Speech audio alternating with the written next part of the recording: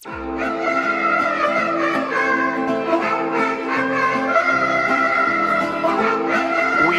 to build a wall, and it has to be built quickly.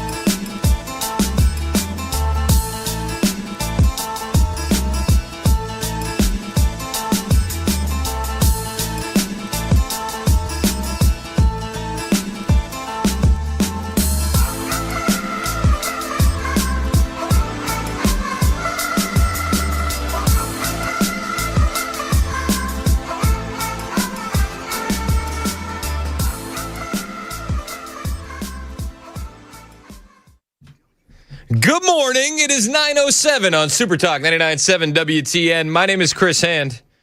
The show is brought to you by our friends at Better Water LLC, water filtration systems, water softeners, betterwater.com. So we were talking about Islamic mortgages. Did you hear that? Did you hear that topic, Mason?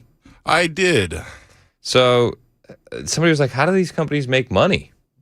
And so I was like, that's a good question. So I looked it up. I think we should add a little more context to that. And we got on the topic because Abdul El Rahman Mohammed El Said, the guy that wants to be the senator in the state of Michigan, he is still living by Sharia law in his life, and he got an Islamic mortgage. And one of the big things is that they don't want they don't want to pay interest because that's usury, which I thought, hey, that's pretty base, not gonna lie. I'm actually a fan of that. But you got to make money somehow, right? So these companies make money through a profit on real asset transaction rather than by charging interest on a loan. The structures are designed so their return comes from trade, rent, or partnership income instead of riba, which is the interest.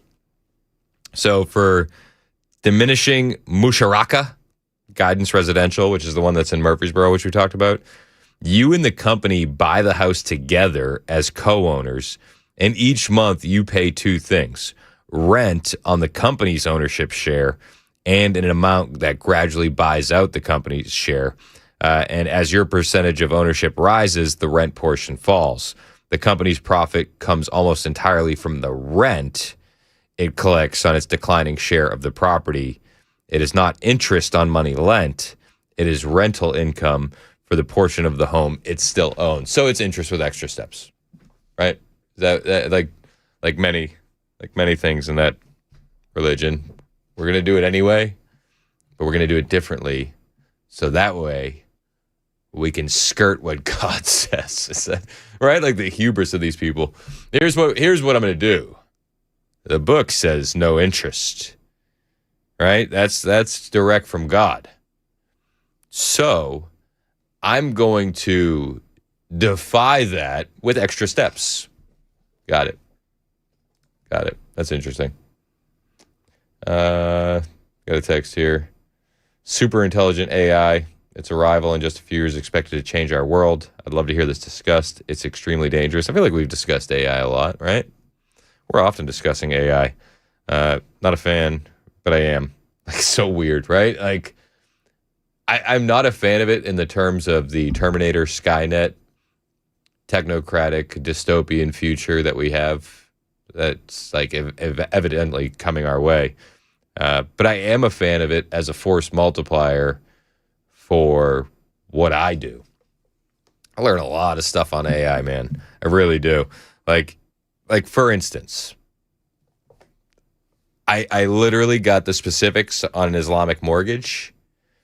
And then last night, I don't know what the heck happened to the charging cord for our little cordless vacuum. I have no idea where it went. So I went back in my Amazon orders and I found the vacuum, and I just copied the link and put it into AI, and I was like, Can you find me the replacement cord for this? So, like, I mean, the range of things that it can do for me is wild. It's so helpful. It is. So this guy said, article this morning says AI purchasing rare books and destroying them. Yeah. So, yeah. We went through the book thing. So I don't mean to get squirreled. I'm already getting squirreled by the text line. Have you noticed that? So it's not just AI that's destroying these rare books. Like you should be keeping a book collection, but it's like the companies are destroying their own books. Was it Puffin Publishing? Penguin Publishing? I think it's Penguin Puffin. Penguin. Can never trust a bird in a suit. So It's the flightless birds. you know what I mean? And I've seen videos of them, which I'm pretty sure are real and not AI, where they're smoking cigarettes. So they're a bad influence on the kids. Terrible. Terrible influence. So these Penguin jokers, not a Batman reference. There will be more Batman references in the show. I promise. Stay tuned. I promise. That is not going to be our first and last Batman reference of the program. Because Ice is going full Batman. So anyway, we'll get there. And I also want to figure out how to also go full Batman. We'll talk about it. I promise. I promise you we're going to talk about it. So where was I going with this? Oh, yeah. So the books, these penguin jokers, they got all the Roald Dahl books and they changed everything to make it more inclusive and less fat-shamey. And I was like, I'm sorry. I like my kids' books to be fat-shamey. You know what I mean? What's wrong with that? What's the issue? Like, Mrs. Trenchbull was like a fat ogre of a woman. And that was part of her appeal. Do you know what I mean? Like, that added to the story.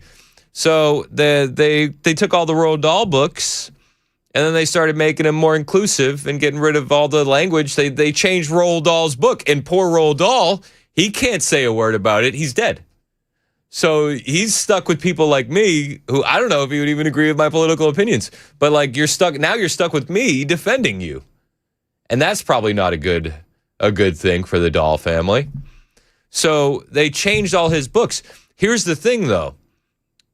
If you're reading on a Kindle or on a tablet, they can update that thing as soon as they want. You might be reading the woke version and you have no idea. So what book was it? It was one of the Roald Dahl books. I don't know if it was James and the Giant Peach or Matilda, because I'm not like the homeschool guy. Like I love homeschooling and I help from time to time thanks to my good friend AI. Seriously, I'm like, we're doing like third grade stuff. And I'm like, yo, I have no idea. But I can figure it out. So we're doing the homeschool stuff and my wife is like, oh, they're reading this book this year. And I was like, that's the woke one. And she's like, oh, crap. So she like immediately gets on the mom group, the message group. She's like, just so you guys know, they changed all the books. You got to get one before this year. I think the year is 2023 when they changed them. And they're all like, what? So then they're all like fleeing to eBay because nobody wants to go to Barnes & Noble and get the new one. So you're fleeing to eBay to buy a used one. So that way you have the accurate version. It's crazy. It's crazy what they're doing. But you're right. They're absolutely ruining books. Somebody said my shirt is salmon. Salmon? Salmon. Salmon.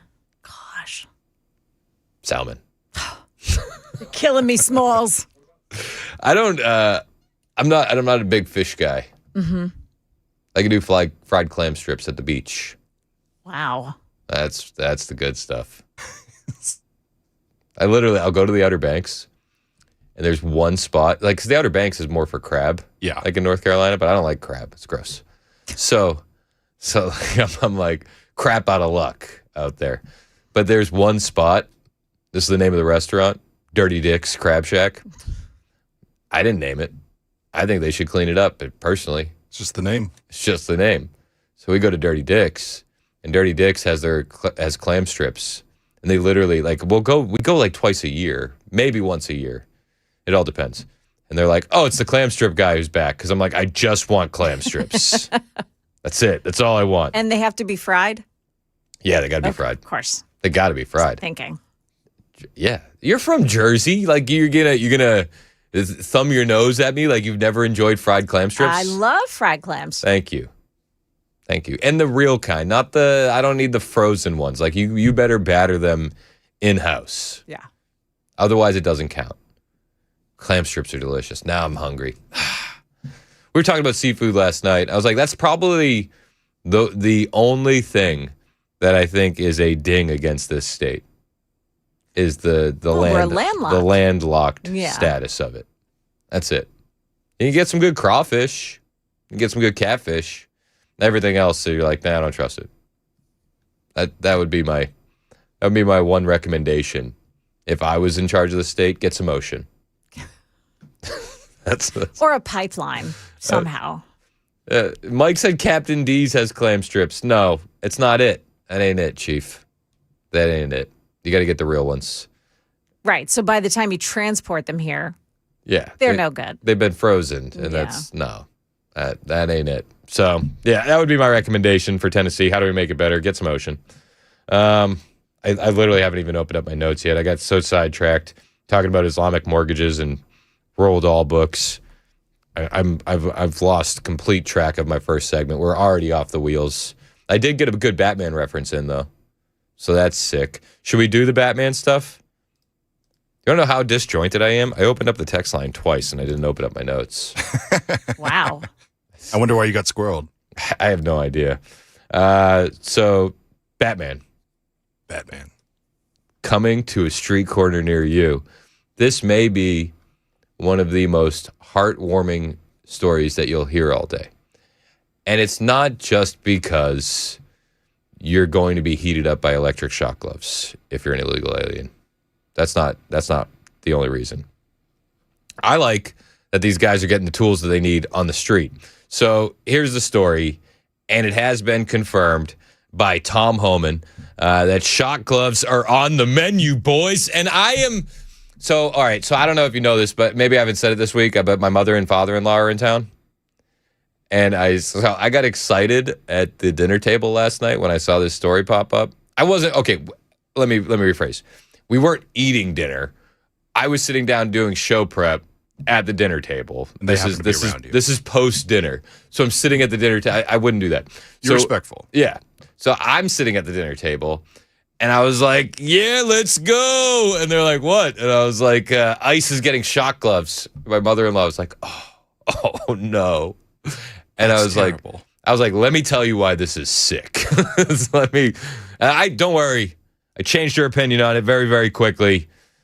She now thinks that it's based and red-pilled, that they're getting shock gloves, and everybody should. Everybody should. This is based and electric-pilled. Shock gloves are back on the menu, and I couldn't be more excited about it. Axios has the story, and it's Axios. So they're like, oh, my gosh, what are we doing in this country? Immigrations and Customs Enforcement plans to begin using electric shock gloves designed to cause pain and disrupt a person's ability to react. Well, yeah, of course it's designed to cause pain. Of course it is. The gloves could give ICE officers a new way to use force as their tactics face intense scrutiny after several deaths in violent encounters. Now, they leave out the part where the several deaths also included vehicles careening at them at high speeds, but, I digress. ICE plans to spend between $10 and $20 million on the gloves and issue them to Homeland Security investigations and enforcement removal operations officers and agents per Department of Homeland Security notice published on Monday. I love it. I love it. This is good news.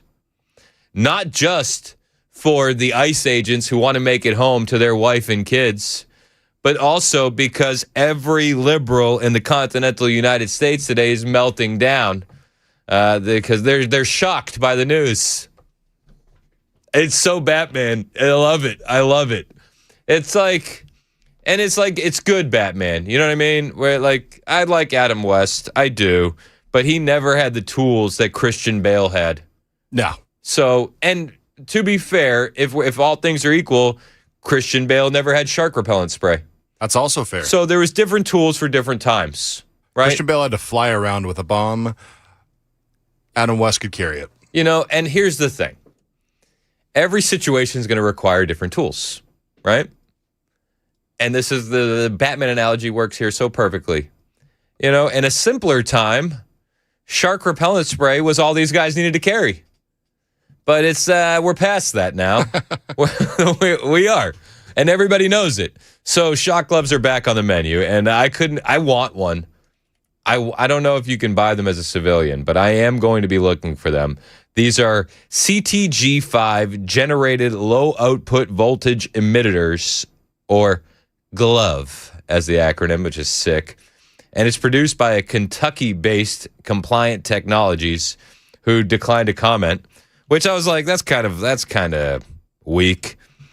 Like, if I was the guy in charge of PR for the Kentucky-based Compliant Technologies, my comment would have been pretty sick, right?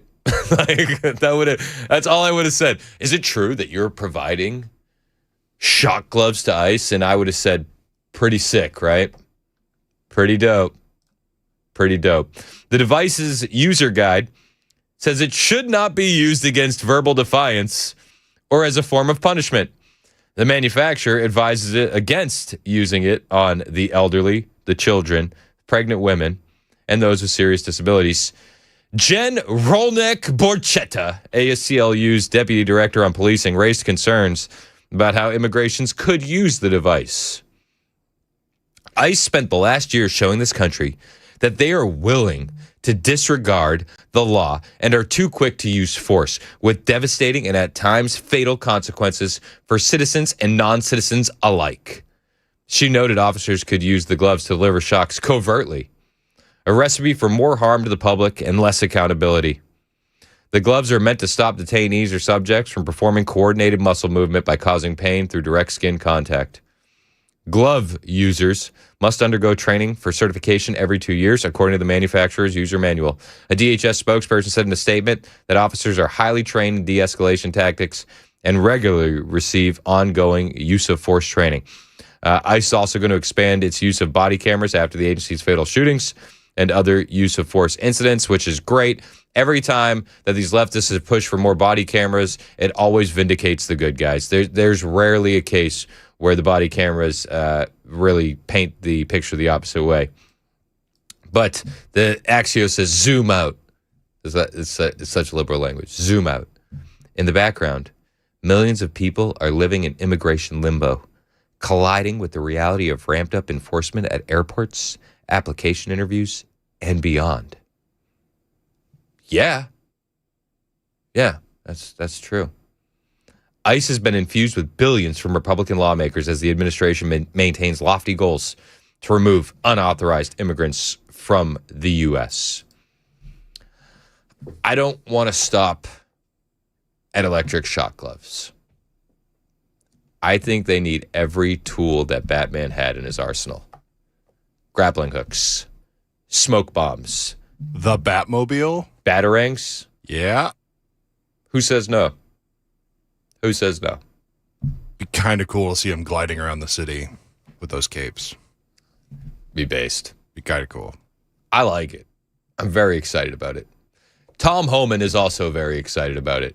And he confirmed that Batman gloves are on the menu. We'll bring you the comments from Tom Homan on the way. We got a lot to get to today. Karoline Leavitt is stepping down. That's a good thing, and I'll tell you exactly why. Plus, we'll talk about where she ranks on the list of GOATs when it comes to the press secretaries at the White House.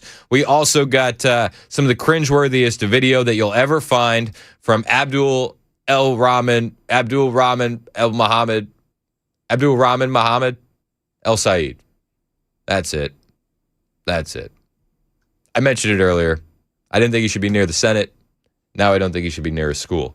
We'll also talk about Todd Blanche bringing down some charges, some thunder on the SPLC. We got names. We all wanted names when the organization was charged. Yesterday, we got a name. All that and more on the way. It's 9:26. This is Super Talk 99.7 WTN.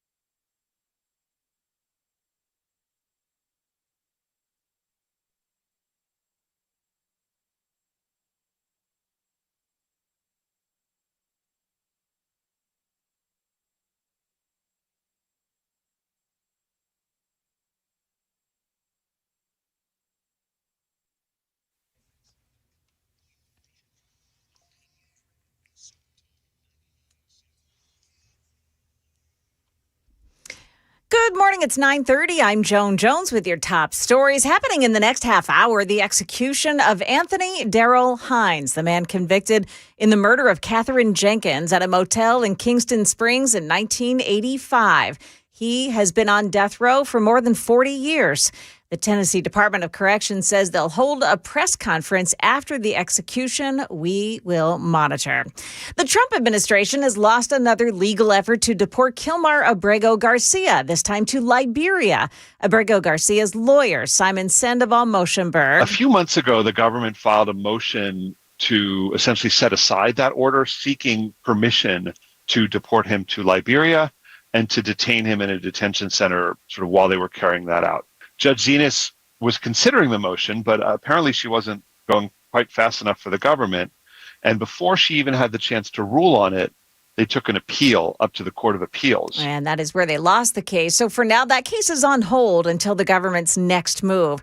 The DOJ, however, does plan to appeal a ruling that dismissed the Tennessee case, the human trafficking case against him. A Pennsylvania boy has quite a fish story to tell. An 8-year-old boy from Pennsylvania reeling in a truly unexpected catch while fishing with his dad at a lake just outside Philadelphia. Michael Coffey wasn't sure what his son Seamus had caught, but Seamus knew. I was like, oh, it's like a bluegill. I don't know what this is. And he said, it's a piranha. The little boy, asked by a reporter. How'd you know it was a piranha? Because I watch YouTube. Because I watch YouTube. The piranha is a scavenger freshwater fish typically found in South American lakes and rivers. Likely someone dumped the exotic fish into the lake where it was found. Sherry Preston, ABC News. That is the latest news. We've got weather next. I'm Joan Jones, WTN News.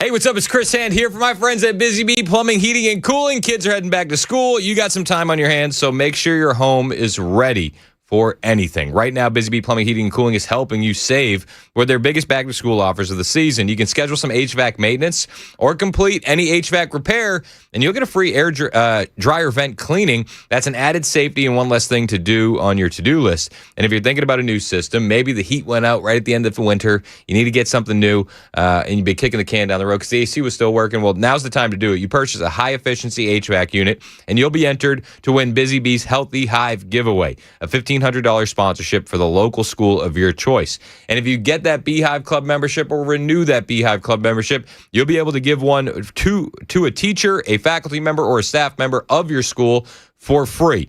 If you need plumbing work, get $500 gift card with qualifying whole home repipes or mainline replacements. And as always, 0% financing for 18 months with approved credit. Busy Bee Plumbing, Heating, and Cooling, 615-775-7833, 615-775-7833, busybeehvac.com.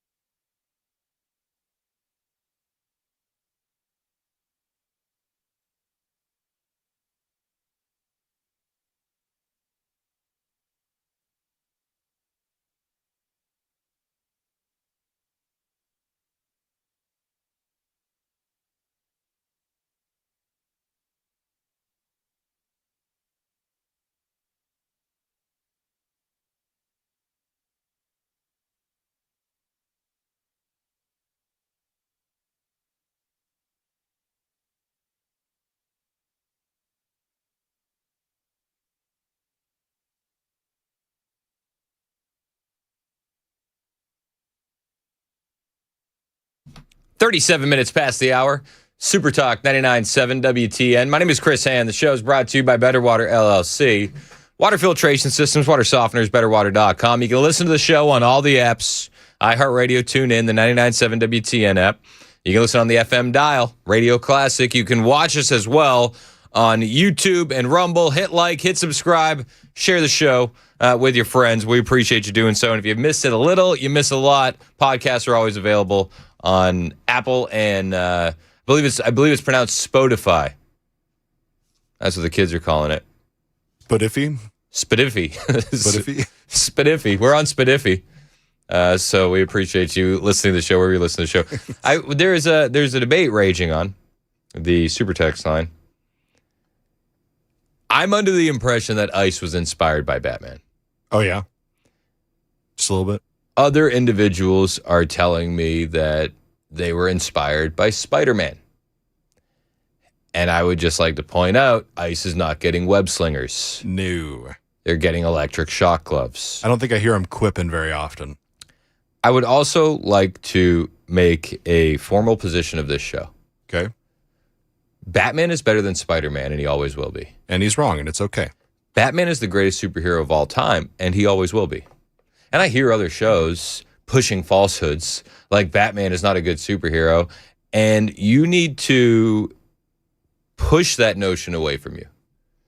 Batman will always be the GOAT. And there's a reason I'm leaving the show. Batman's a Christian. There's two superheroes that I put above all else. It's Batman and Wolverine, both Christians. So, fight me. I'll have electric shock gloves. Speaking of which, Bible Man. Bible Man. Yo, Bible Man was legit. And he's got a lightsaber, so All right. throw that against shock gloves. I don't see it working. He also has God on his side. And the armor of God, it's just good. Do you remember Bible Man? I love Bible Man. Did you have to watch that as a kid? Yeah. Have to? Got to. All right, so, and then now people are saying, oh, they were inspired by Iron Man. No. These are regular guys, heroes, who go through intense training and then get put out on the streets to go after bad guys. It's Batman. This is Batman all day. He's Batman. Nobody was bitten by a spider. Nobody's half robot. This is Batman. Although, yeah, no, it's Batman. It's Batman. It's Batman. I'm sorry. 0376 bringing up James Bond. We don't qualify the British as superheroes. So, side note, do you know like a lot of those movies were like inspired by actual like CIA, MI6 tech? Yeah. Soft disclosure. Anyway, so are the Batman movies, clearly, because they now have shock gloves. I pulled up the site for the ice the ice gloves that are being used, and it's from Compliant Technologies in Kentucky, and this is how they describe the gloves. These aren't the exact model. I feel like this is the downgraded version, just so you know. Because if you're watching me on Super Talk TV, okay, here let's back the truck up a little bit. You'll see two glove models, okay, the CTG5 and the CTG5T. The ice agents are getting the G5T. T stands for taser. I thought the T stood for totally awesome. It's a long lumped in taser that's totally awesome. Yeah, that's fair. And you click learn more, and all you get is a picture. They look sick. They do. Not going to lie. But if I click learn more on the CTG5, I can get a little video. So I got the video. If you're watching on Super Talk TV, let's learn about these gloves together, shall we? Hey guys, it's Jeff with Compliant Technologies, and I'm excited to share with you our Generation 5 glove. Let's just start, if you're not watching on Super Talk TV, Jeff looks like he wears these gloves in real life. Jeff looks like the type of guy that doesn't leave the home without these gloves. And I want to be like Jeff when I grow up. Like, I know that this is a cool job, right? Being a radio host, but I'm not in the lab making Batman tech. So there's levels to this stuff, right? Like, I don't think Jeff would tell me that my job is cooler than his, and I would never claim it to be.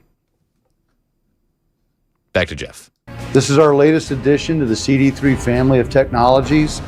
We believe that it's really going light years beyond what we had before with our Generation 4. All right, guys, this is a little close-up of the Gen 5 glove. As you can tell, it's not like the nylon materials like typically the F2 had. We also have 7 sizes instead of 5 now.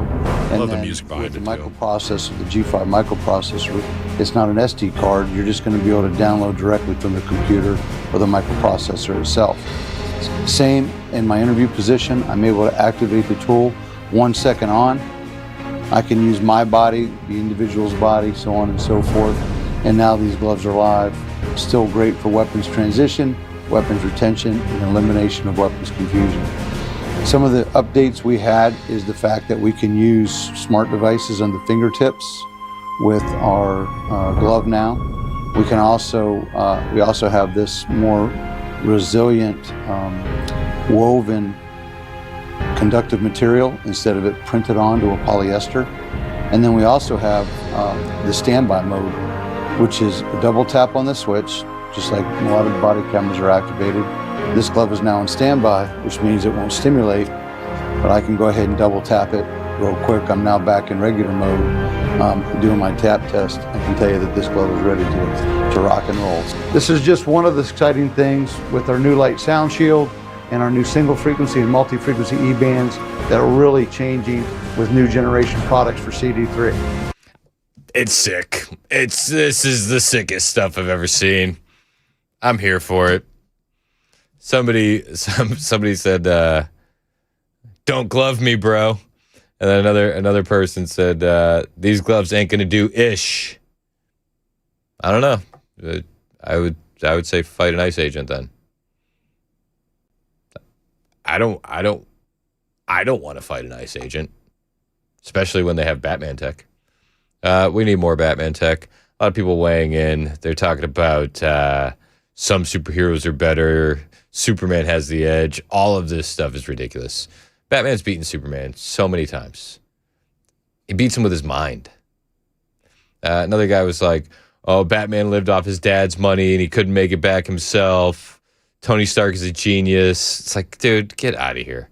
He made his first suit in a cave out of coconuts. It's like, no, nobody's buying that. In real life, Tony Stark would have died on that island. It's just the reality. He would have starved to death and died. So, thank you for your attention to this matter. Oh, there's so many points I want to correct, but I'm not going to. What do you want to correct? It wasn't an island. Oh, okay. He's in the middle of the Middle East. Oh, so yeah. So that, I think you actually have a better survival rate on an island then. Probably.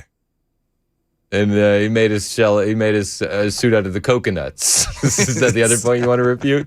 Is that the other point? That's how far I made it in the first Iron Man movie, by the way. I can tell. When we got to the coconut suit, I thought, this is weak, and I'm out. Not worth it walking out. No, not worth it at all. The new Spider-Man movie is pretty good, though. It is pretty good. Pretty good. You said that the second Spider-Man movie with Tobey Maguire was the best Spider-Man movie of all time. It's up there. I would push back against that notion. You are? Yeah. Which one do you think is above it?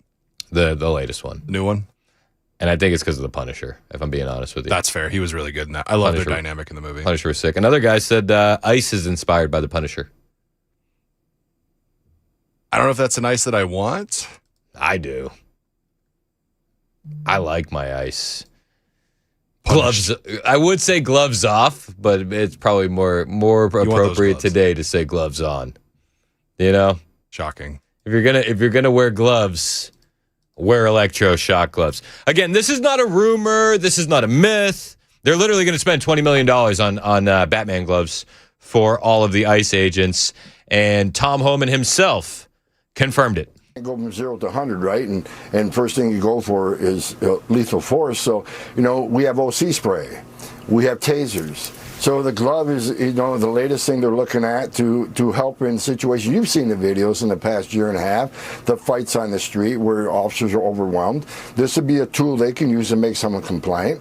Now, there's a lot of training involved. There's still some, background, issues that need to be dealt with. So the implementation of these gloves out in the field are going to be a while. I think they serve a better purpose in detention facility, that where detainees get out of control and there's fights in the facility. I love that. There's more reasons for ICE activists to melt down about. They're not just using them in the street. They're also going to be using them against prisoners. I love it. I love it. Imagine the salt that you could mine. It's inhumane. Oh, okay. Some dude's coming at me with a prison shiv. I'm just gonna shock him. I shock him with my gloves. I'll wake him up. I think it's sick. Like, I really do. Like, I'm such a fan of this. So we'll see. The training protocol is being written and being reviewed. Then we'll see when they get rolled out. But it's just another tool in the tool belt of ICE officers who are under a 9,000% increase in death threats, an actual 1,400% increase in actual threats. So it's just another tool to help, those who don't want to be compliant, those who attack law enforcement officers, to bring them into compliance without using deadly force. Yeah. Get toasty, my friends. You want to fight ICE? Get toasty. We're here for it. I'm very excited about this. Tom Homan, during the same interview, talked about the record numbers of deportations that they're having and dropping a message to sanctuary cities, sanctuary states. I think we can argue about whether or not the number of deportations has been enough, and I think that that's a nuanced argument. Is it more than it has been? Yes, absolutely. Is it enough? Probably not. Probably not at all. But Tom Homan sending a message to every sanctuary state in the country. Sick to your stomach that your government let you down. The state government let you down. Look, they put a lot of roadblocks up. They try to make our job more difficult. But the bottom line is, of June of this year, ICE made more arrests than any time in the history of ICE. Historic month in June. What did we do the next month in July? We blew June out of the water. We got another historic record. We're going to keep doing our job. You can make it more difficult. You can impede. You can interfere. But you're not going to stop President Trump from keeping his promise to American people. Most secure border in history. There hasn't been a single illegal alien released into this country in 13 months, and that's going to continue. We have record numbers of arrests and deportations, making this country safer again. You're not going to stop us. I just don't understand why this is a partisan issue. Why doesn't law enforcement work with law enforcement to make the public and your community safer? That's our number one responsibility as governor and mayor and city council, to make your community safer. Work with ICE. You don't have to be an immigration officer, but when it comes to public safety threats that are in the country illegally, work with us. They absolutely should be working with ICE. And, to all the governors and the leftist, the liberal lunatics who are saying ICE shouldn't be on our streets, like, they wouldn't have to be if you would let them in their prisons. But they don't seem to do that. Tom Homan highlighted a case out of California where Gavin Newsom allowed a man to be murdered by a known illegal alien in the streets of California because of the politics being put ahead of the public safety. And this is the realities that they're dealing with on the streets, that we're dealing with on the streets as American citizens. A lot of these individuals should be deported. They shouldn't be in this country. They should be in a jail cell if they are here. But because of the politics in these leftist sanctuary states, these criminals are being released right back on the street.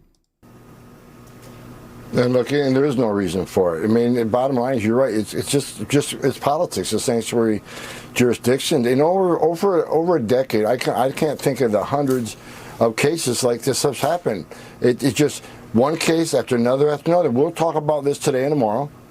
Then we'll move on. The next week there'll be another one in some other place, in another sanctuary state. And what really upset me, the response from the governor's office, was that, well, ICE has billions of dollars. They should be doing their job. We did our job.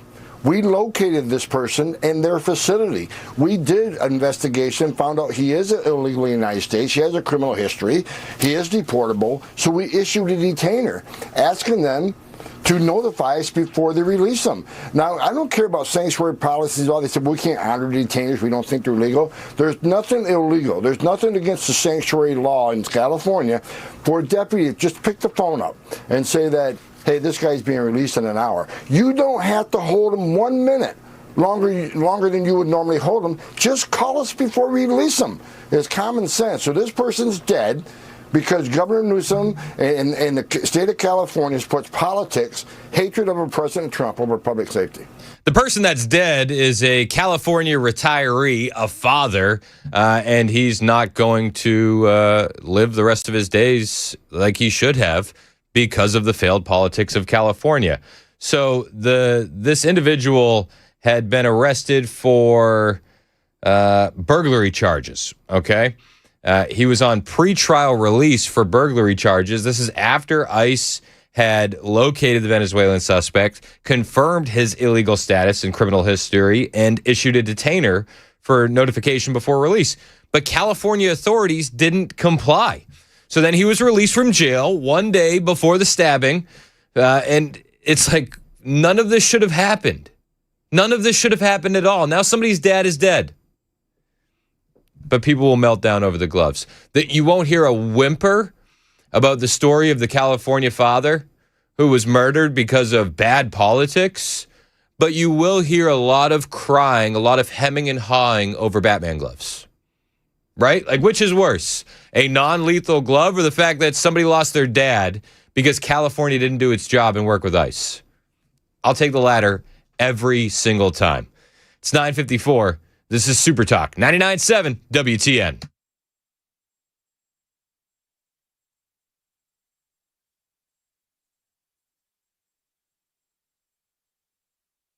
Hey, it's Dan Mandis from Super Talk 99.7 WTN and Nashville's Morning News. I'm here with Chris from USS, United Structural Systems.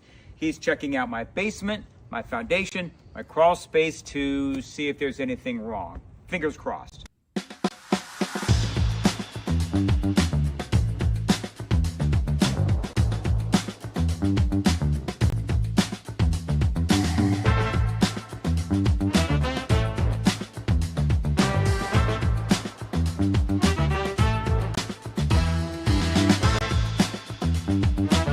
All right, so there's good news and there's bad news.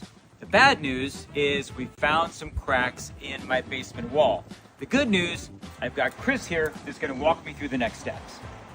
Yes, so unfortunately, your house has been subject to the pressure of the dirt. The hydrostatic pressure, heavy dirt pushes on foundation walls, and you've got a little bit of what we call bowing. So that wall is pushed in a little bit, but we have a lifetime warranty solution for that. So we install, usually in a day or two, this can be done in most situations, we install carbon fiber straps, which keep the wall from moving inward at any point in the future. It's a lifetime warranty for anybody that ever owns this house. So it's a quick and routine thing that we do, but it yields some long-lasting benefits. It's a great selling point if you want to sell your house. Absolutely. Good thing about our warranties is they're not only transferable, like the contract says, they're automatically transferred when you sell your house. So you don't have to sign any paperwork or even send us an email saying that you sold your house. Warranty would transfer to the next owner.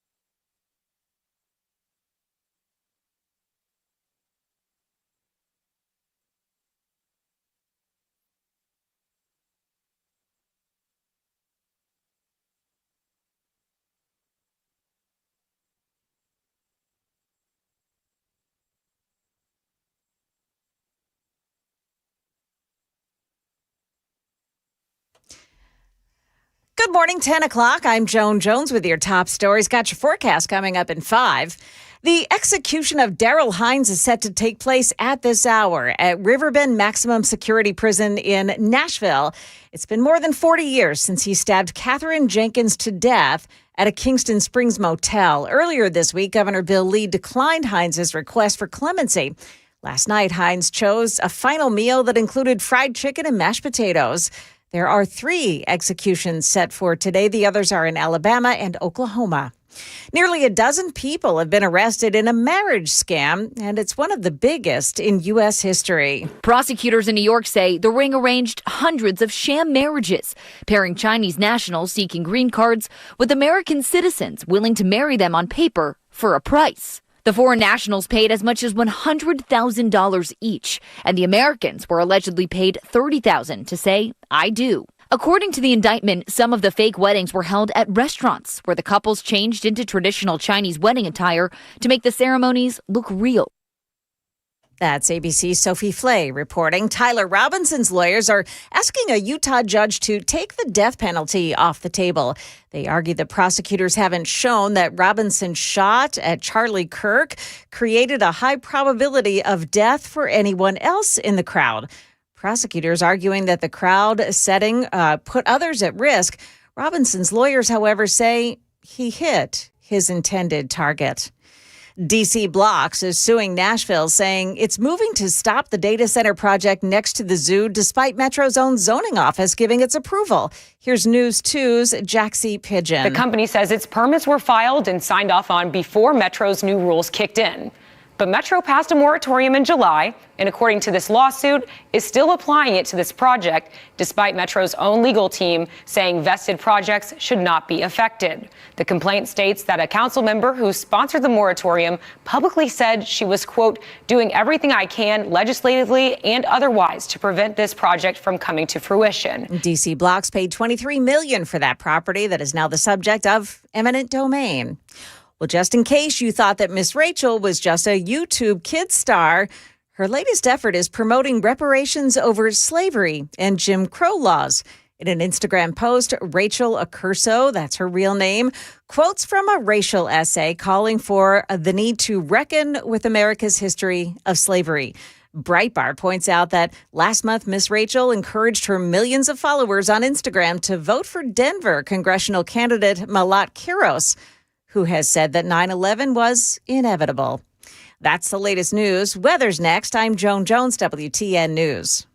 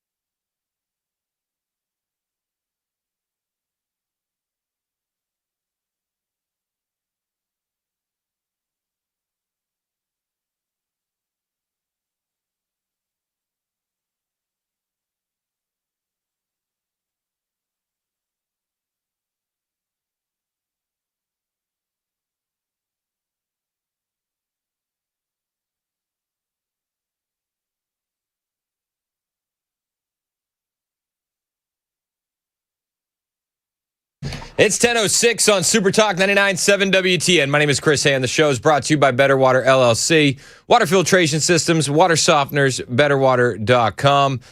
We're still getting texts on the Batman topic. It's just ridiculous. I don't know why we have to do this. Obviously, Batman is better. Yes, Batman is better than Captain America. Yes, Batman is better than the Daredevil. Yes, Batman is better than Iron Man. Somebody was like, Iron Man has a 270 IQ to Batman's 192. And it's like, bro, Batman would hit him with an EMP and he would be a paperweight in like 10 seconds. So it's just, I don't really want to entertain these conversations much longer. Yeah, that's fair. It's just ridiculous. I still Right? think Spider-Man's better. He's not. He's just a boy. He just is. He's just a boy. He's a boy with the strength of the Hulk. No. Ninja reflexes. Smart. Batman would crush him. How? Like a bug. Catch him. He would. Yeah. He would. All right, so actual news happening. Spider-Man's great.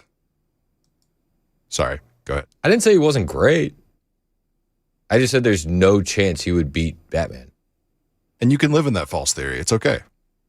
Okay. You come on. Don't you have something? Don't you have an algorithm to tickle back there?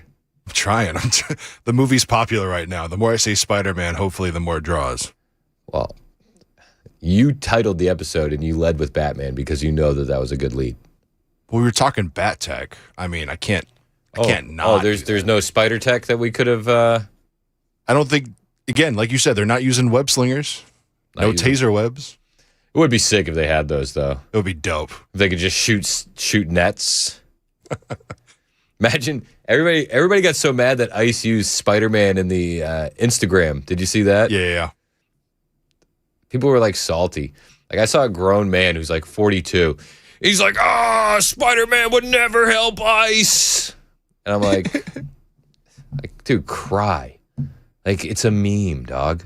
Like you're 42 years old. Chill. And you're yelling in your car about how Spider-Man, like this guy went deep. I wish I could find him, but it was like one of those suggested things, right? I thought he was trolling at first. And then I went back into his content and it was like, no, this is a real thing. Like this is this guy. Oh, he means it. He's like 42 years old and just screaming in his car. And then he even like pulled out some comics. He's like, let me show you. And it's like he pulled up like a comic book from Spider-Man where he's like, everyone deserves dignity and respect. It's like, okay, this is weak.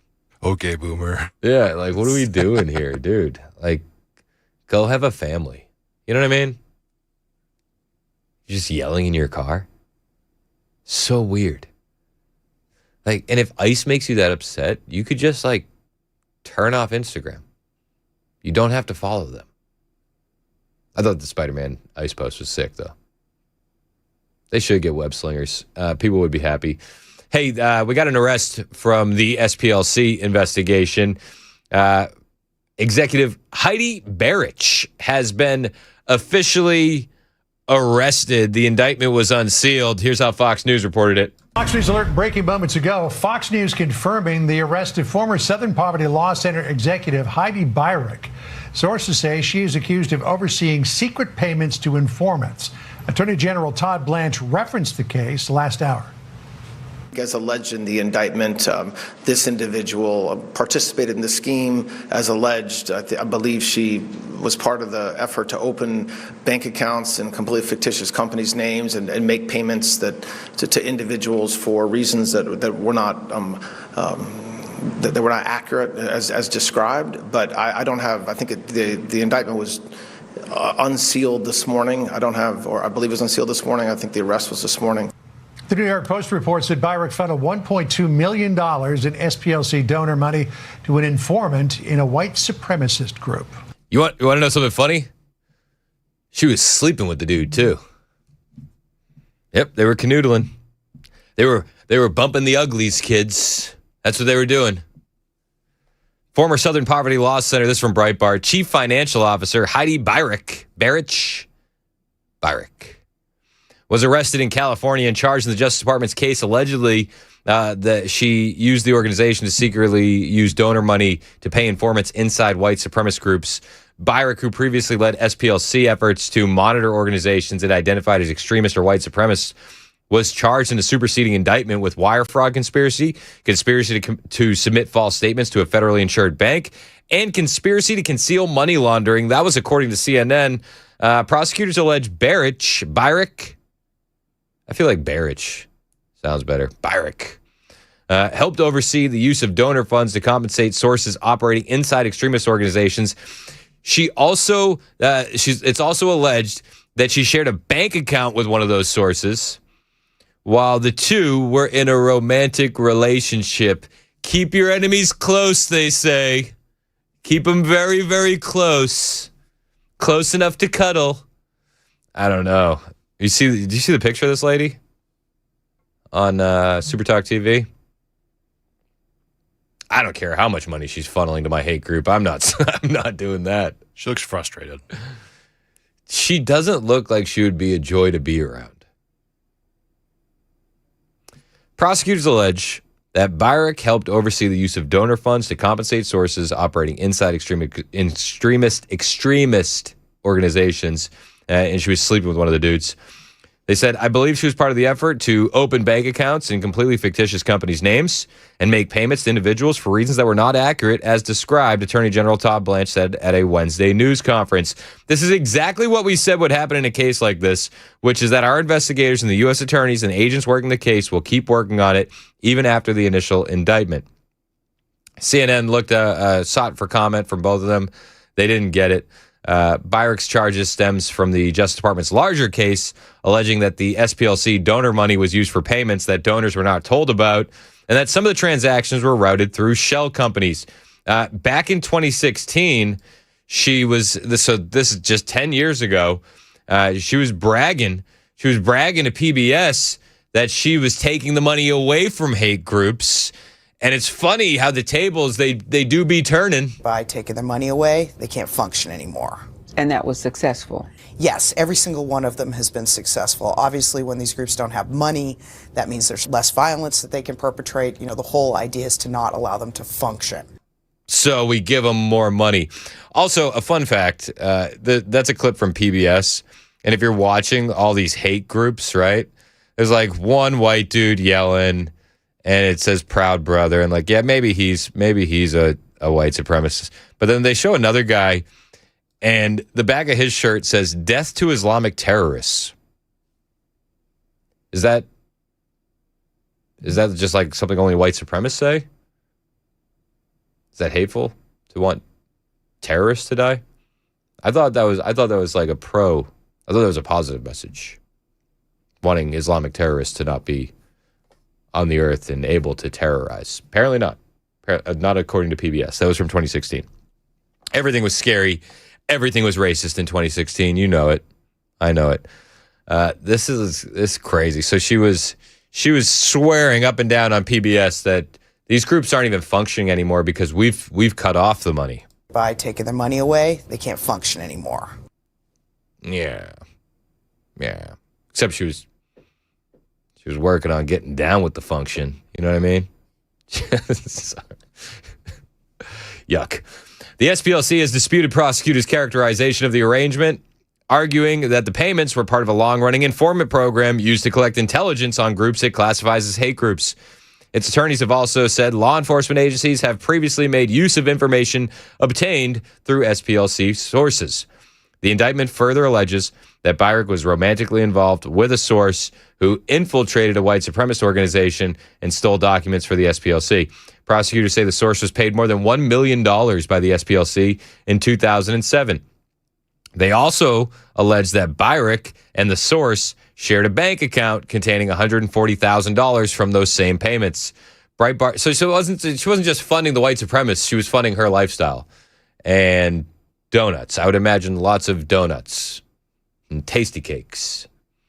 If you're watching on Super Talk TV, you'll understand why I have come to that conclusion. Breitbart News reported in June that Byrick, who served as the SPLC's Director of Intelligence from 2012 to 2019, was named in the reports as the executive tied to an informant identified in the indictment only as F9. The indictment alleges $140,000 in SPLC donor money was deposited into joint bank accounts shared by Byrick and F9 between 2015 and 2021. So while she's giving that interview, she's taking the money, and it's in an account with her and the white supremacist informant that she's bumping uglies with. The audacity of these people. F9 approximately received $1.2 million over roughly 2 decades while working as an informant, according to the allegations previously reported by Breitbart News. The Justice Department's case against the SPLC stretches beyond the payments involving Byrick and F9. A June superseding indictment alleged that the SPLC used donor money to fund the leaders of organizations of racist groups, including the Ku Klux Klan, the Aryan Nations, and the National Alliance. The SPLC's paid informants, field sources, engaged in the active promotion of racist groups at the same time that the SPLC was denouncing the same groups on its website and on PBS interviews, I'll add. Federal prosecutors allege that $4.1 in tax-exempt funds were used to compensate informants whose activities included recruiting new members for extremist organizations and purchasing materials used for burnings, as well as KKK robes and hoods. Yep. So the crosses that were burned by the KKK in their hoods, that was paid for by the SPLC. The indictment described 2 Klan members identified as F-31 and F-32 who approached the SPLC in 2010 because they feared for their safety and wanted to leave the organization. Prosecutors allege that rather than assisting them leave the Klan, the SPLC paid the 2 individuals $1,200 per month plus expenses through a shell company called Rare Books Warehouse to remain embedded in the organization. The indictment alleges that some of those funds were subsequently used to recruit KKK members, manufacture white Klan robes. Prosecutors also said the SPLC reimbursed costs incurred for cross-burning events to include wood and fuel. Federal officials further alleged the SPLC funds covered extremist group rallies, the creation of new chapters, racist paraphernalia, and extremist literature. Among those working as SPLC informants were a Ku Klux Klan Imperial Wizard and a leader of a private group chat that helped organize the 2017 Unite the Right rally in Charlottesville, Virginia. The same one that really kicked off the very good people on both sides hoax. This is a bananas story. So Todd Blanche was talking about this yesterday. He did highlight that she was a big part of the secret payments that was going to the was going from the SPLC to these hate groups. This is Todd Blanche, the Attorney General, in his own words. Poverty Law Center. Can you please speak a little bit about what you've learned as part of that investigation and if we should expect more charges? So yes, today my understanding is today there was an arrest made and there is a new indictment that includes the former CFO of SPLC. I don't have any comments about whether we've said from the beginning, everybody, not just me, but anybody who's talked about this case, like virtually every criminal case, the fact that an indictment is returned doesn't end the investigation. It's just part of the investigation in most cases, which is certainly true in this case. I think as alleged in the indictment, this individual participated in the scheme as alleged. I believe she was part of the effort to open bank accounts in completely fictitious companies' names and make payments to individuals for reasons that were not that were not accurate as described. But I don't have. I think the indictment was unsealed this morning. I believe it was unsealed this morning. I think the arrest was this morning. I don't have anything to say beyond that, except to say that this is exactly what we said would happen in a case like this, which is that our investigators and the U.S. attorneys and the agents working the case can keep on working it even after the initial indictment. I want more arrests, more silver bracelets, more jail times for all of these radical leftists. We got a text here from our friendly neighborhood J6er, Colton Maccabee. He said, calm down. It's just Democrats supporting Democrats. Many such cases. So we got a lot to cover still in the show. Todd Blanche didn't just talk about the SPLC and Heidi Barrich and how she was bumping uglies with the white supremacists. He talked about fake marriages on the rise to get Chinese nationals green cards. He also talked about possibly intervening to block the best socialist, communist, Muslim, Ugandan mayor New York City has ever had when it comes to his draconian socialist taxes, up to and including the taxes on second homes. And he also confirmed that the DOJ is surging resources into Minnesota fraud investigations. We're definitely going to dive down that rabbit hole because Peggy Flanagan, the lieutenant governor of Minnesota, she's now the Senate nominee in Minnesota, don't you know? She dodged the questions about fraud. And we also have the White House launching a fraud tracker. So we'll talk about all that and more on the way. It's 10:21. This is Super Talk 99.7 WTN.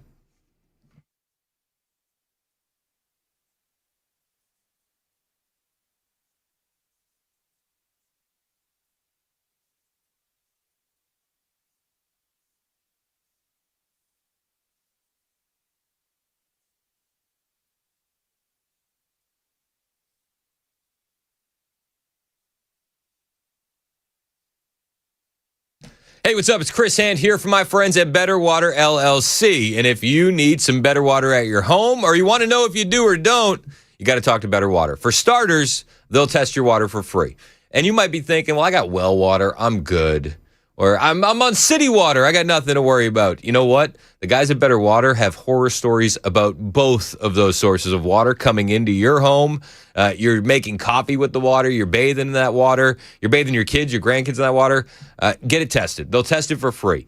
And if you have any of the nasty stuff in there, sulfur, iron, chlorine, bacteria, even E. coli in some cases, Better Water can clean it up so fast. Reverse osmosis, specialized filters, UV lights, you name it. Better Water has you covered. Local company based out of Smyrna. They've been doing this a long time. They serve all of Middle Tennessee, and they're already treating the water at the coffee shops and the hospitals around town. It's time for you to stop drinking the junk out of your tap. Give Better Water a call today at 615-355-6063. That's 615-355-6063. Or you can find them online, betterwater.com.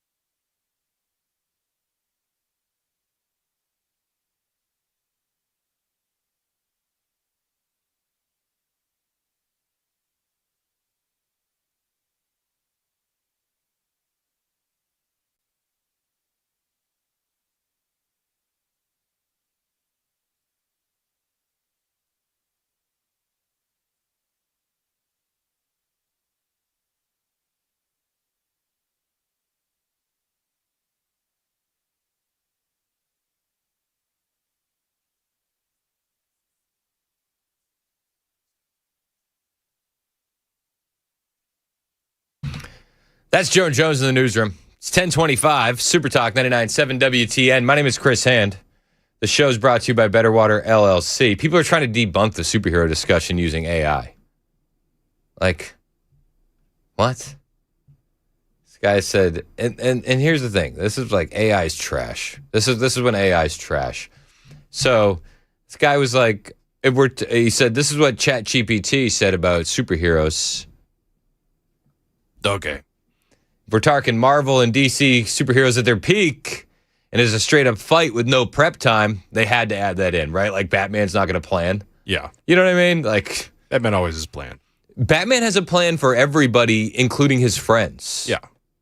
Like, so to act like Batman's not going to have any prep time, like you're kidding yourself. Okay? There was ample prep time.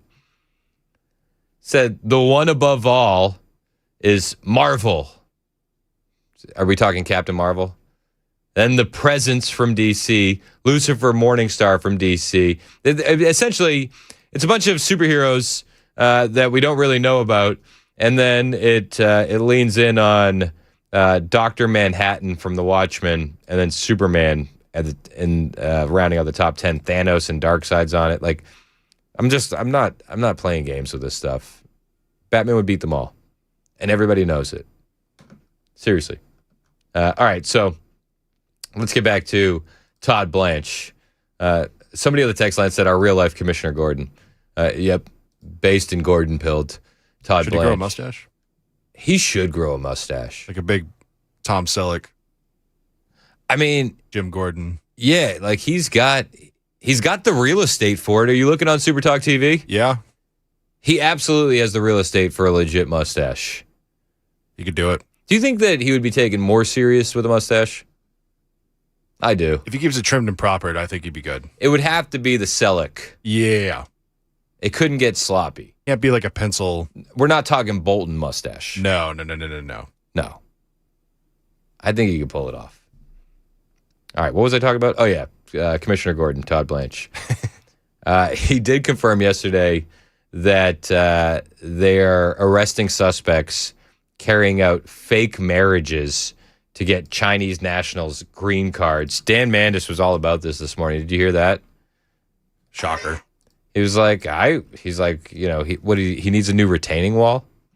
And he's like, I would marry a Chinese person to get my retaining wall. He was obviously kidding, obviously. This is Todd Blanche.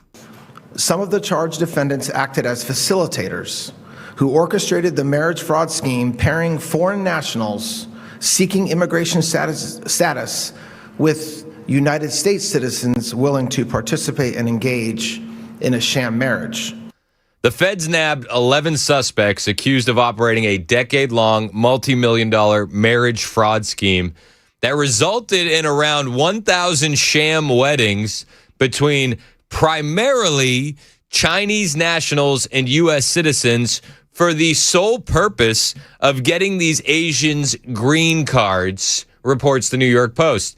They say the cottage industry was uncovered Wednesday, and they charged foreign nationals up to $100,000 for each fake union, including submitting fraudulent applications to the U.S. Citizenships and Immigration Services on behalf of those seeking lawful permanent residency. The sham wedding ring used advertisements on social media platforms, held phony marriage ceremonies, and even had both parties to fake the union sign bizarre prenuptial agreements, prosecutors in the Southern District of New York alleged. This is a crazy story. And I wouldn't say that it's limited to Chinese nationals, just so everybody's aware. But one of those agreements, the prenups, expressly stated that, except in the name of husband and wife, both parties live independently and must not interfere with each other, according to the indictment unsealed Wednesday. Each defendant faces charges of conspiring to commit marriage fraud and immigration document fraud, as well as conspiracy to encourage the unlawful residence of aliens in the U.S. All 11 of the alleged scheme participants were expected to make their initial appearance in White Plains federal court later Wednesday. This was one of the largest marriage fraud prosecutions in United States history, Attorney General Todd Blanche said at the press conference yesterday. Manhattan U.S. Attorney Jamie McDonald claimed that the scheme raked in tens of millions of dollars over the past 10 years. And according to the 21-page indictment unsealed yesterday, the green card scheme involved recruiters of both foreign national customers and U.S. citizens, assistants who submitted the false green card applications, as well as U.S. attorneys, tax preparers, and bogus marriage officiants. The American members of the sham couples were paid around $30,000 to participate in the performance. Prosecutors said recruiters got about $5,000 each for each U.S. citizen they brought into the scheme, with hundreds ultimately participating. Most of the gang's activity took place in New York City, but get this, the ring also operated in Connecticut, Massachusetts, Pennsylvania, Kentucky, Georgia, Florida, China, the Pacific island nation of Vanuatu, and Tennessee. That's when you hit the Joan Jones. Dun, dun, dun. I was really Dun, dun, there it is. dun. I was looking for the Joan version. Yeah, I thought I had it prepped, and The defendants, all but one of whom are naturalized from China. China? Included Amy Chang, Zhao Mi Chan. Oh my gosh, this is going to get hard. I feel like they listed these. No, okay. I was going to say it gets increasingly more difficult. But it gets difficult, then it gets easy again. Amy Chang, 72. Zhao Mi Chan, 64. Christine Liu, 52. Jingyan Yi, 43. Zhao Yan Chen, 48. Gang Zhang. Gang Zhang. What up? What up, Gang Zhang? 61. Anthony Chang, 47. Michelle Denwas, 35. Angela Denwas, 26.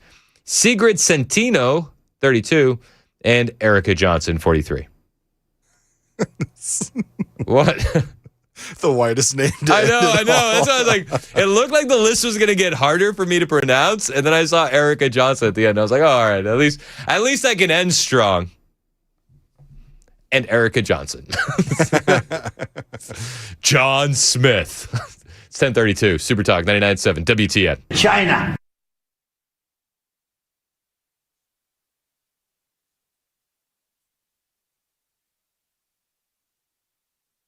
I'm Joan Jones with your top stories. A jury has sentenced a Murray County man to death in the killing of 3 family members. Jury deliberating for 5 hours before finding Nathaniel Pipkin guilty. In 2021, Pipkin shot and killed his mother, brother, and 11-year-old sister. He tried to kill his stepfather as well, but the stepfather made it to a neighbor's home and called 911. In a statement, District Attorney Brent Cooper reported that Pipkin instructed his lawyers to not fight against the death penalty. There's new information about the threat that prompted Secret Service to sneak President Trump onto a secret flight out of Turkey last month. According to a senior administration official, the call was driven by intelligence that an Iranian terror cell had snuck into Turkey with a shoulder-fired missile, and that they had information about Trump's movements. The ruse shrouded in secrecy, with only a handful of top aides aware of what was happening, including Secretary of State Marco Rubio and Treasury Secretary Scott Bessent, along with Communications Director Stephen Chung, who all rode on the old Air Force One. ABC's Mary Bruce. Newly declassified documents show that the Biden administration's FBI worked to poison the press against conservatives. Here's John Solomon at Just the News. A team of FBI analysts went around and started marking anybody and anything about Joe Biden as Russian disinformation. Divided the world in two. If you were Bill Barr, Mike Pompeo, Senator Grassley, Senator Johnson, John Solomon, Greg Jarrett, Fox News, and you're asking questions about Hunter Biden, you were a conduit of Russian disinformation. And if you're Joe Biden, Hunter Biden, Barack Obama, Hillary Clinton, John Kerry, George Soros, you were a victim or a target of Russian disinformation. Now, the FBI gave this operation the code name Round River. That's the latest news. Weather's next. I'm Joan Jones, WTN News.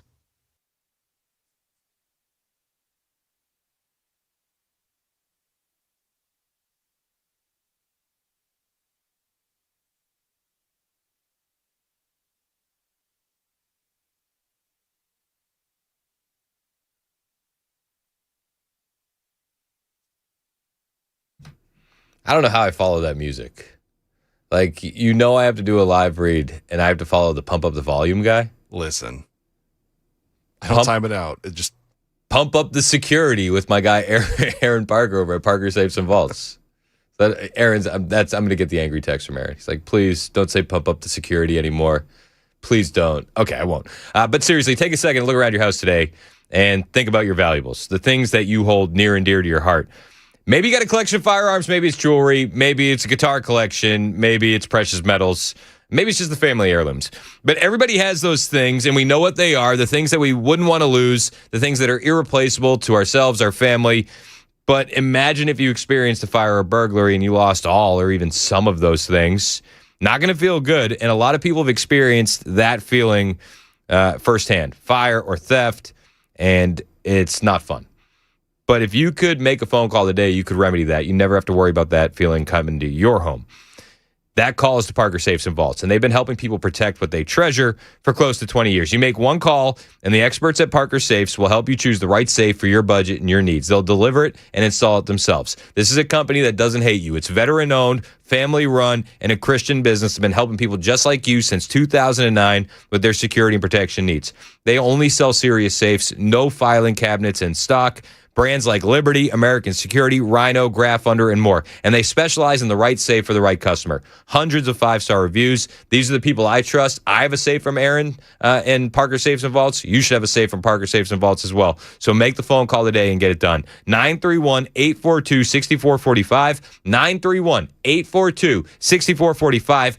Online at parkersafes.com.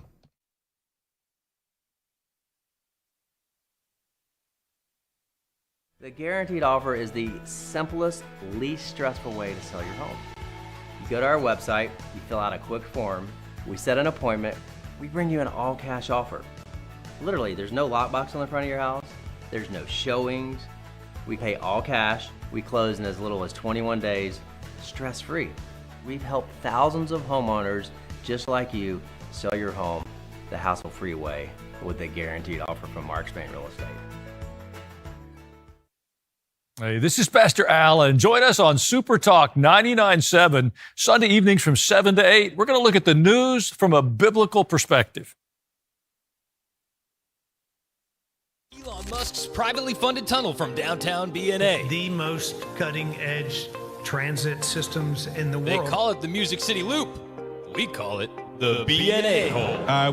We've submitted a list of questions, and so we're looking forward to the opportunity to get answers. Questions like, how does a tunnel work? Or how can I be the biggest a-hole in the room without even trying? Because clearly, the fiscally responsible thing to do is to keep traffic backed up until every driver becomes an a-hole.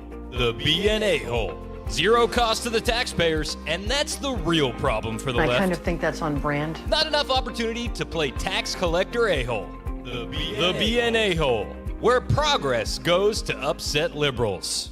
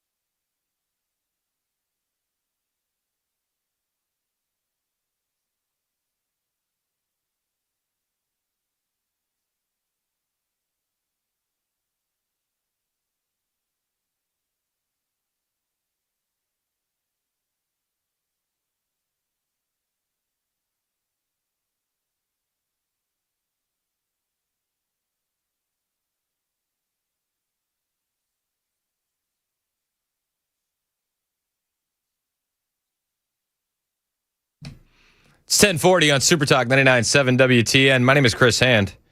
Show's brought to you by Better Water LLC. Water filtration systems, water softeners, betterwater.com. I got sent a text. Apparently, the Democrats, Socialists of America, they're in Tennessee now. and they're using a raccoon for their logo. It's very disheartening.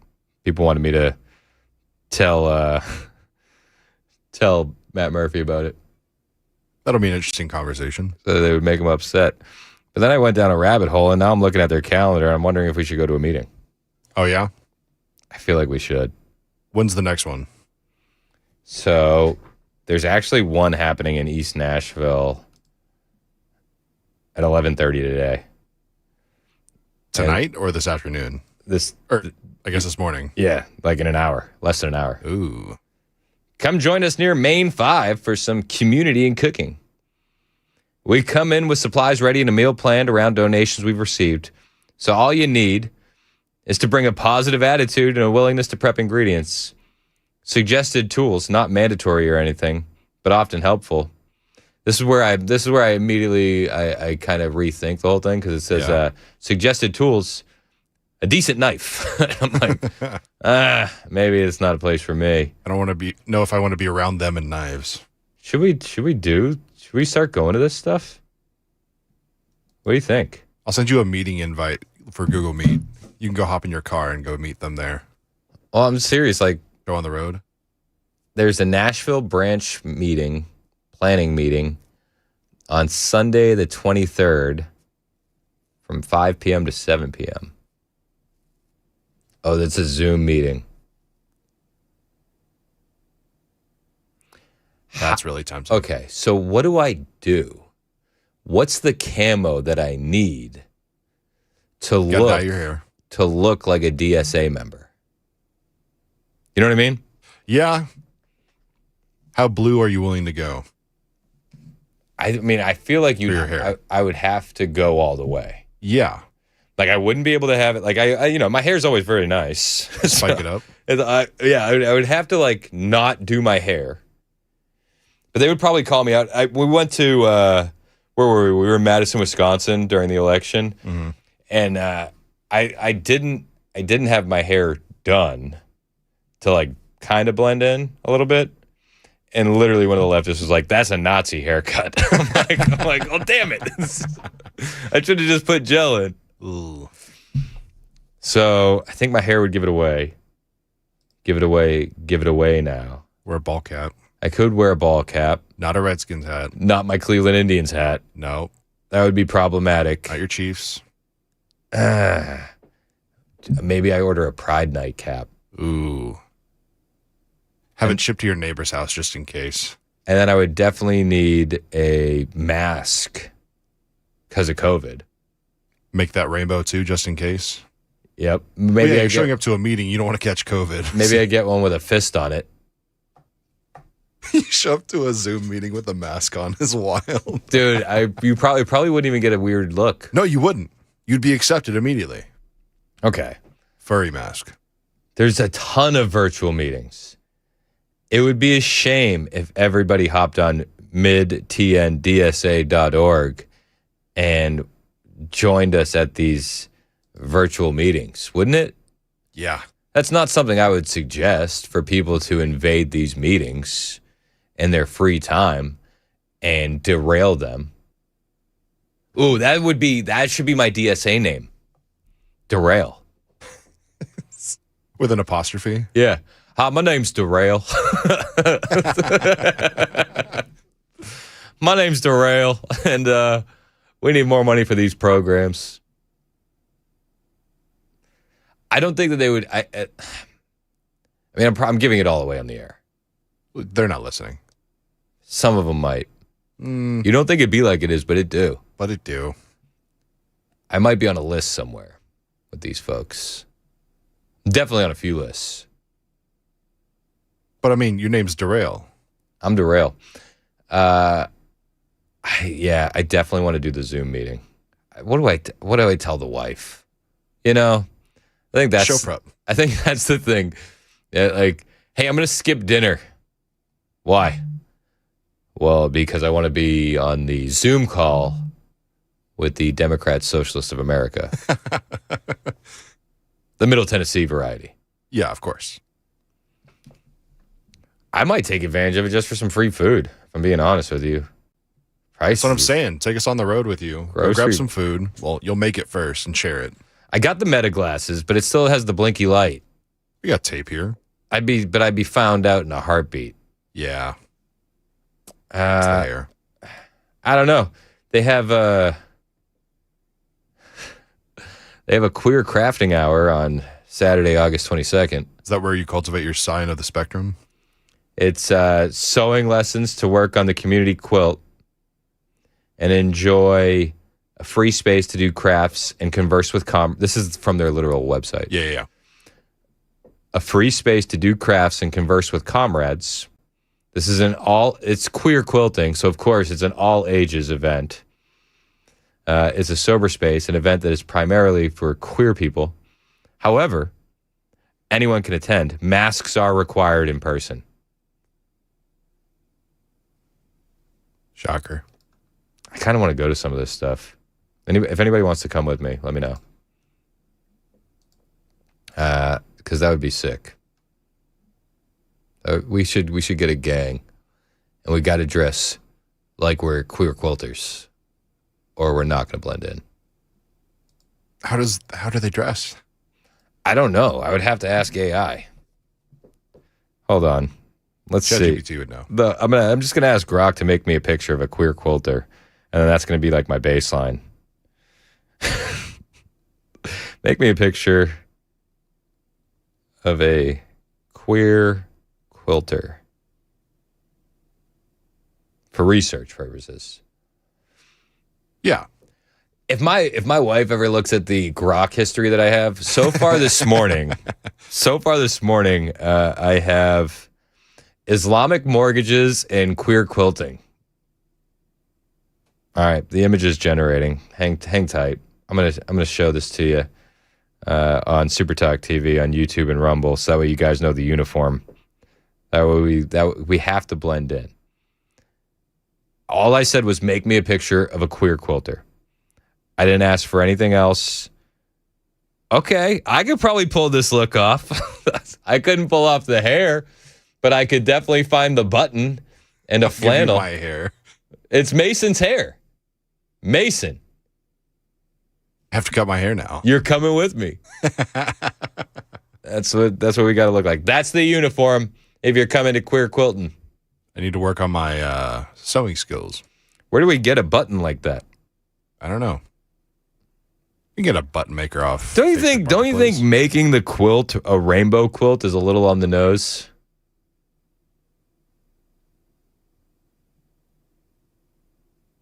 Yeah. And then, oh my gosh, you see what it said behind there? No. Okay, so behind the guy, Grok is wild, man. It took him like 30 seconds to do this. And it said, queer threads make family.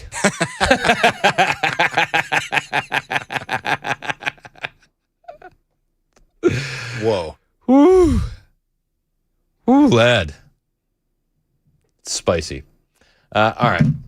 Somebody said, wear assless chaps. All right. Yeah, we got to go. We definitely have to go to the meeting. All right. People are saying Bo and Gabe will go with you. Bo would definitely go with me. I think he might be spotted though before we walk in. I'll text Bo. I'll text him right now. He'll show up in a onesie. Any interest in going to queer quilting with me? For research purposes. For research purposes only.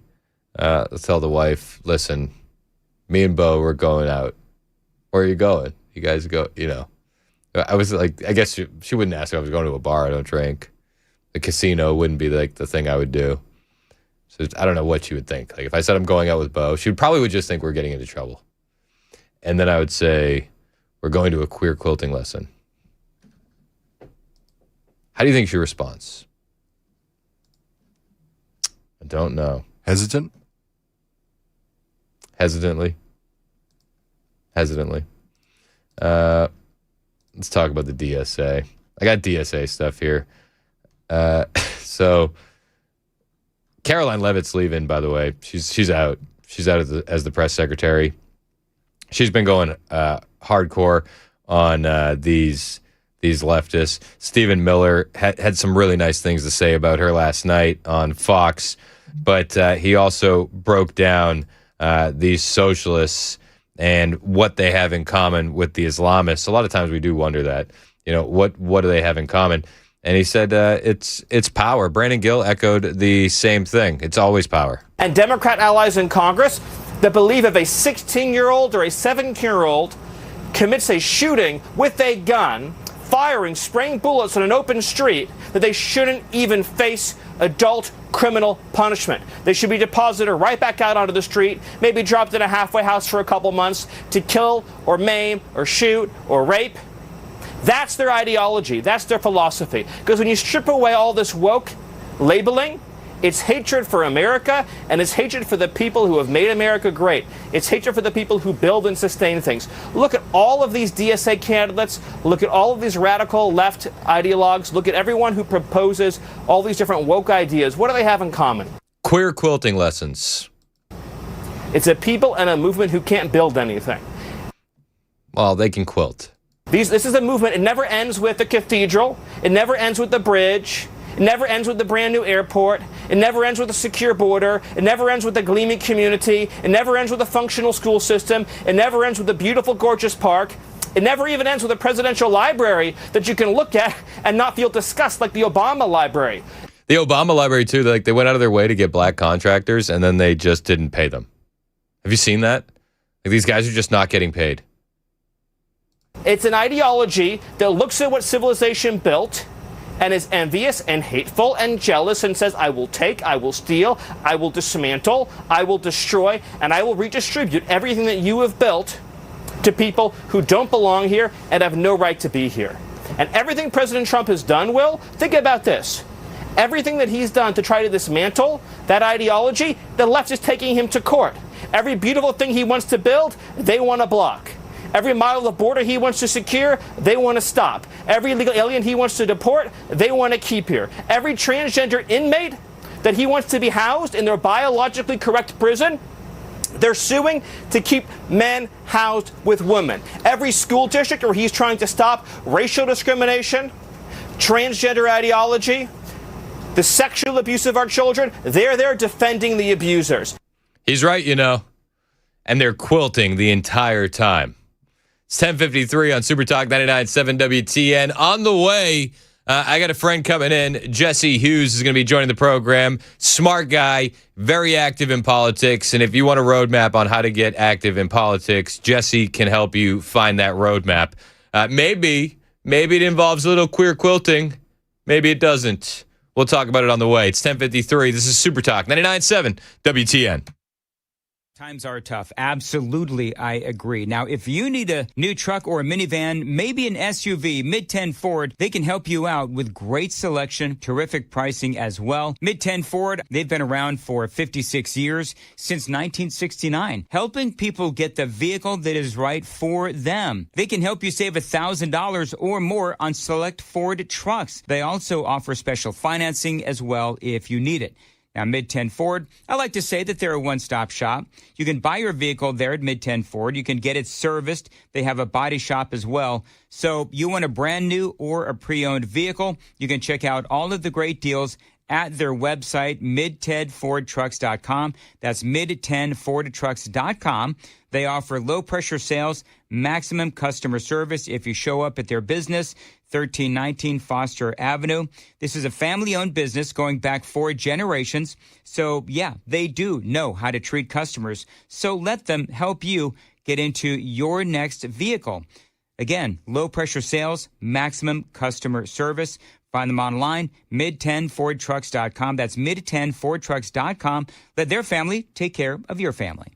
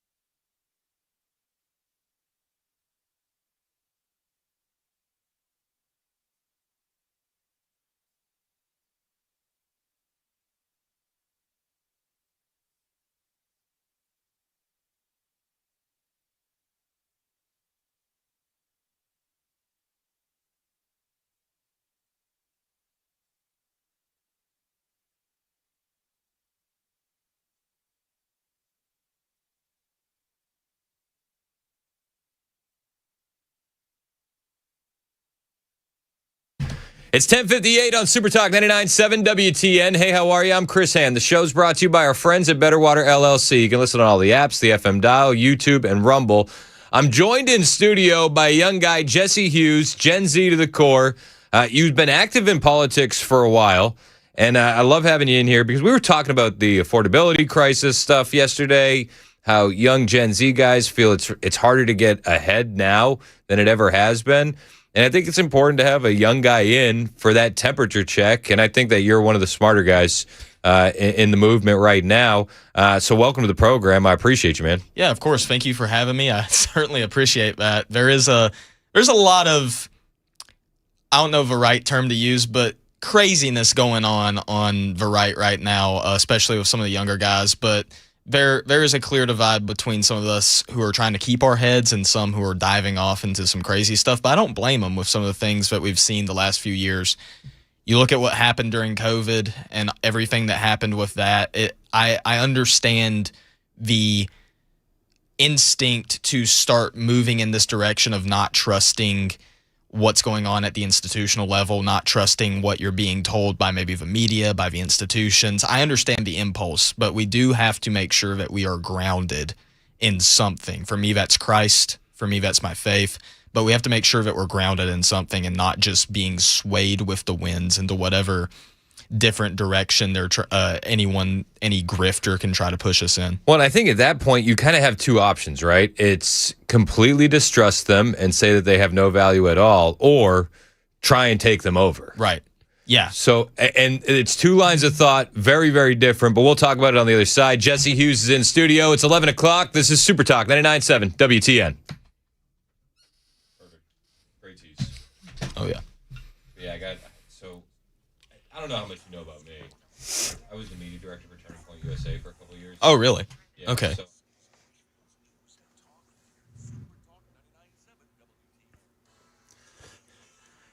It is 11 a.m. I'm Jay Harper in for Ken Weaver. We have a full forecast coming up in just a few minutes. Iran and the U.S. are no closer to negotiating for the full reopening of the Strait of Hormuz. Iran's foreign minister says the U.S. is, quote, miscalculating their strategy in the strait. This as President Trump, he's still claiming that the strait is, quote, fully reopened. Here's more from ABC's Stephen Portnoy. We did not hear about Iran from the president yesterday, but an Iranian agency newly created to deal with maritime traffic in the strait issued a statement yesterday. It reads, quote, claims and repeated posts by U.S. officials that the Strait of Hormuz is no longer blocked do not change the reality. The statement from Iran goes on to say, the Strait of Hormuz remains blocked and will not be reopened until Iran's conditions are accepted. Moving on now to economic news. After falling below 200,000 last month, initial applications for state jobless benefits have been creeping back up again. Here's ABC's Jim Ryan. The 4-week moving average of unemployment claims is still below 200,000, but the number filed last week alone rose to 209,000. Considering the job losses reflected in last month's unemployment report, analysts see the slight uptick in weekly jobless filings as a sign of relative stability in the labor market. We are learning new details today on the switch of planes that President Trump on his way home from Turkey last month reportedly triggered by information of a possible Iranian terror cell allegedly sent into the country to assassinate him. ABC's Mary Bruce has more on that. The ruse shrouded in secrecy with only a handful of top aides aware of what was happening. The plane carrying Trump was escorted by F-35 fighter jets, standard protocol for Air Force One. So too was the old Air Force One, something highly unusual for a plane not carrying the president. D.C. blocks. They are suing Nashville, saying it's moving to stop the data center project next to the zoo, despite Metro's own zoning office giving its approval. Here's News 2's Jaxie Pigeon with reporting. The company says its permits were filed and signed off on before Metro's new rules kicked in.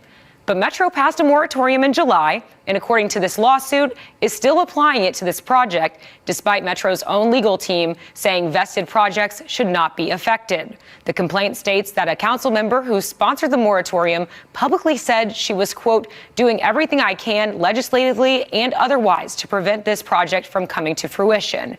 That is the latest news. We've got weather on the way. I'm Jay Harper, WTN News.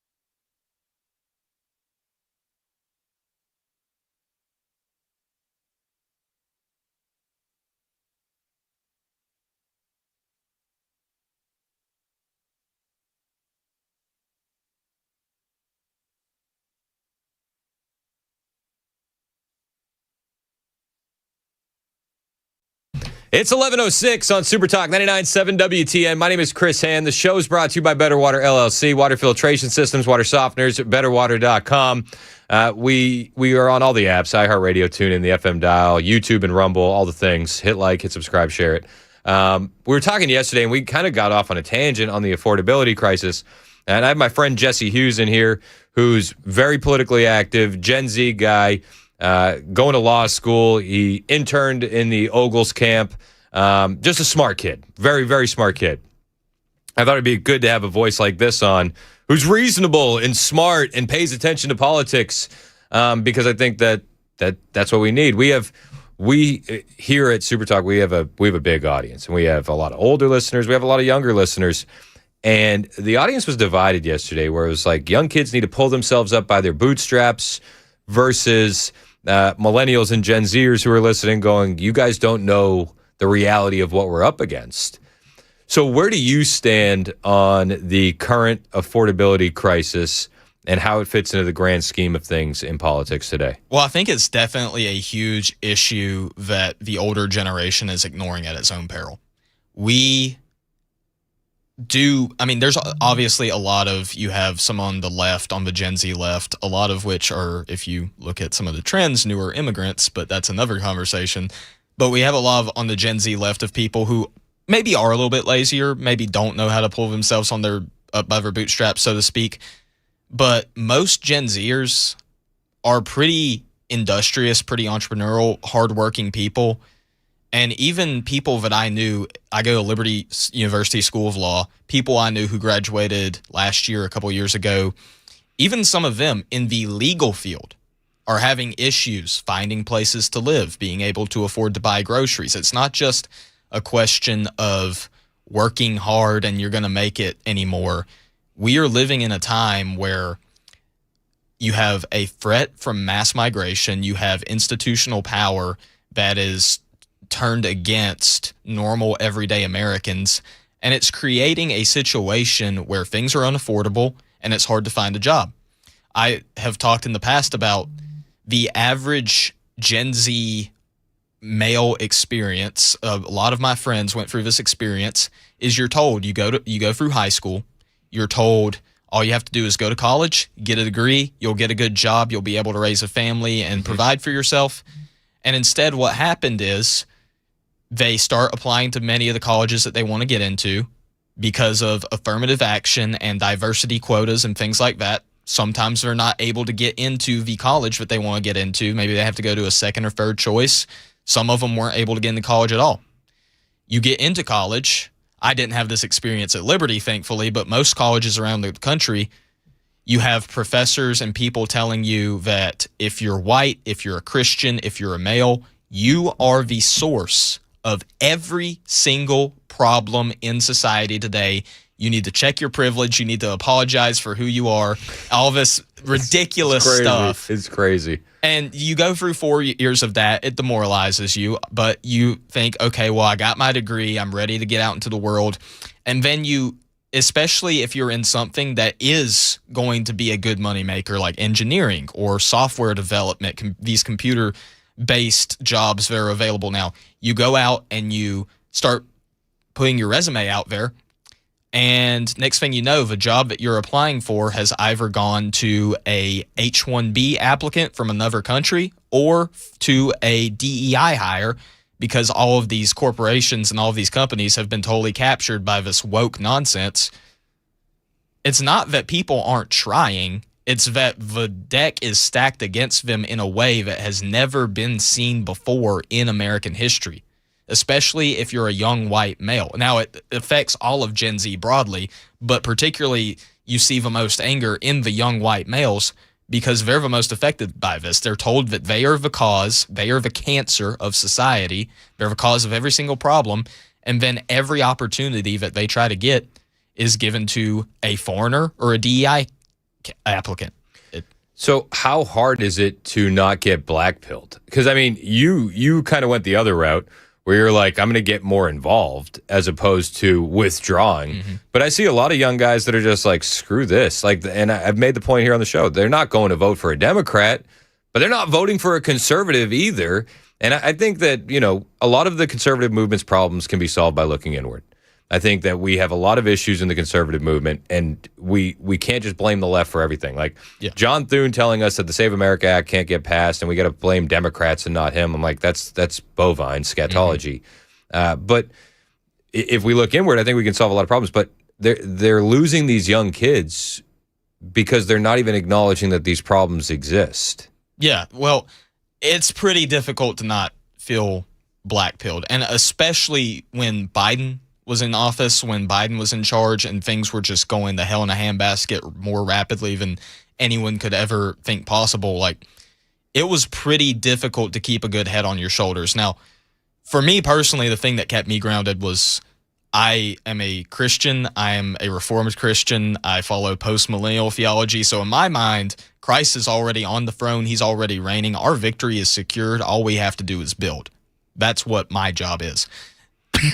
Excuse me, but for some of these guys, it's not always theological or anything like that. For a lot of guys, just the difference is whether or not you are willing, I think, to take agency in a way to actually get involved and try and make a difference. For some guys, you see all these debates online about foreign influence, Israel, all this stuff, and there are legitimate conversations that we can have about foreign influence in our politics. But I think a lot of guys fall into this trap, and a friend of mine named John Doyle has spoken about this, where he thinks he's posited that a lot of these social media companies in the age of Trump, whereas you couldn't get away with saying these crazy things about Israel a few years ago, now they're seeing that a lot of this is tied to opposition to Trump because of self-inflicted wounds like what happened with Epstein and all of that. You're starting to see all this stuff pop up about, oh, Israel's the cause of all these problems, or oh, this is the cause of all these problems. And the reason it's allowed is it's all tied back to opposition to Trump. So there's an intentional push right now to further demoralize people, even though in a lot of ways things are trending in a good direction. Is it perfect? No. There is still a lot of work left to do. But the left doesn't want us doing the work. So they intentionally are pushing demoralization on young men to keep them from going out, to keep them from exercising agency. And unfortunately, a lot of them are falling into this trap. They blame everything on Israel, or they blame everything on the elites, or they blame everything on this or that abstract concept, some of which is legitimate, but it makes it to where there's this unseen enemy that is bigger than you, that is all-powerful, has its hands in anything and everything. And if you can't fight against that, then what's the point, is I think the direction a lot of people are going. Whereas what me and a lot of people who are actually trying to put in the work and make the difference, they see, okay, there are large forces against us. The left has captured the nation's institutions, colleges, everything. The media. The left has captured many of the institutions, but we can fight back, and we should. We come from a long heritage of people going into the wilderness, taming the wilderness, settling an entire continent. The American spirit and the American heritage is not just lying down and rolling over and giving up. It is fighting tooth and nail to build something better, not just for yourself, but for future generations. And so I think it's a difference of mindset between those who think it's all just too big, it's all just too powerful, we can't do anything about it, and those of us who are looking maybe a little bit more long-term and thinking, this is a fight that I might not finish before I die, but I want to make it easier for my kids and my grandkids to finish the fight than instead of just rolling over and giving up. Amen. We're talking with Jesse Hughes, a young Gen Z guy, smart guy, who's really in the fight in the political world. Who do you think failed young American males first? Was it the government or was it the church? The church, definitely, because for as long as the United States has been a country, even before, the church was a solid bedrock institution that was the groundwork of the community. It was the groundwork of the family. It was the bedrock for everything. And you saw in the 1920s the slow slip of liberalism that the mainline churches went into. Think of your Methodist, your PCUSA, all of these mainline churches that used to be the backbone of the country, Episcopalian, all of these, they slipped into liberalism. And what you had during that time was you had a divide in some of the more evangelical crowd, which I fall into today. You had the evangelicals, and you had some of them that just wanted to totally separate, totally leave, and forget the culture. And then you had fighters like Jerry Falwell. Was that political capture, or was that church turning into a corporation? I think you could argue that it was both.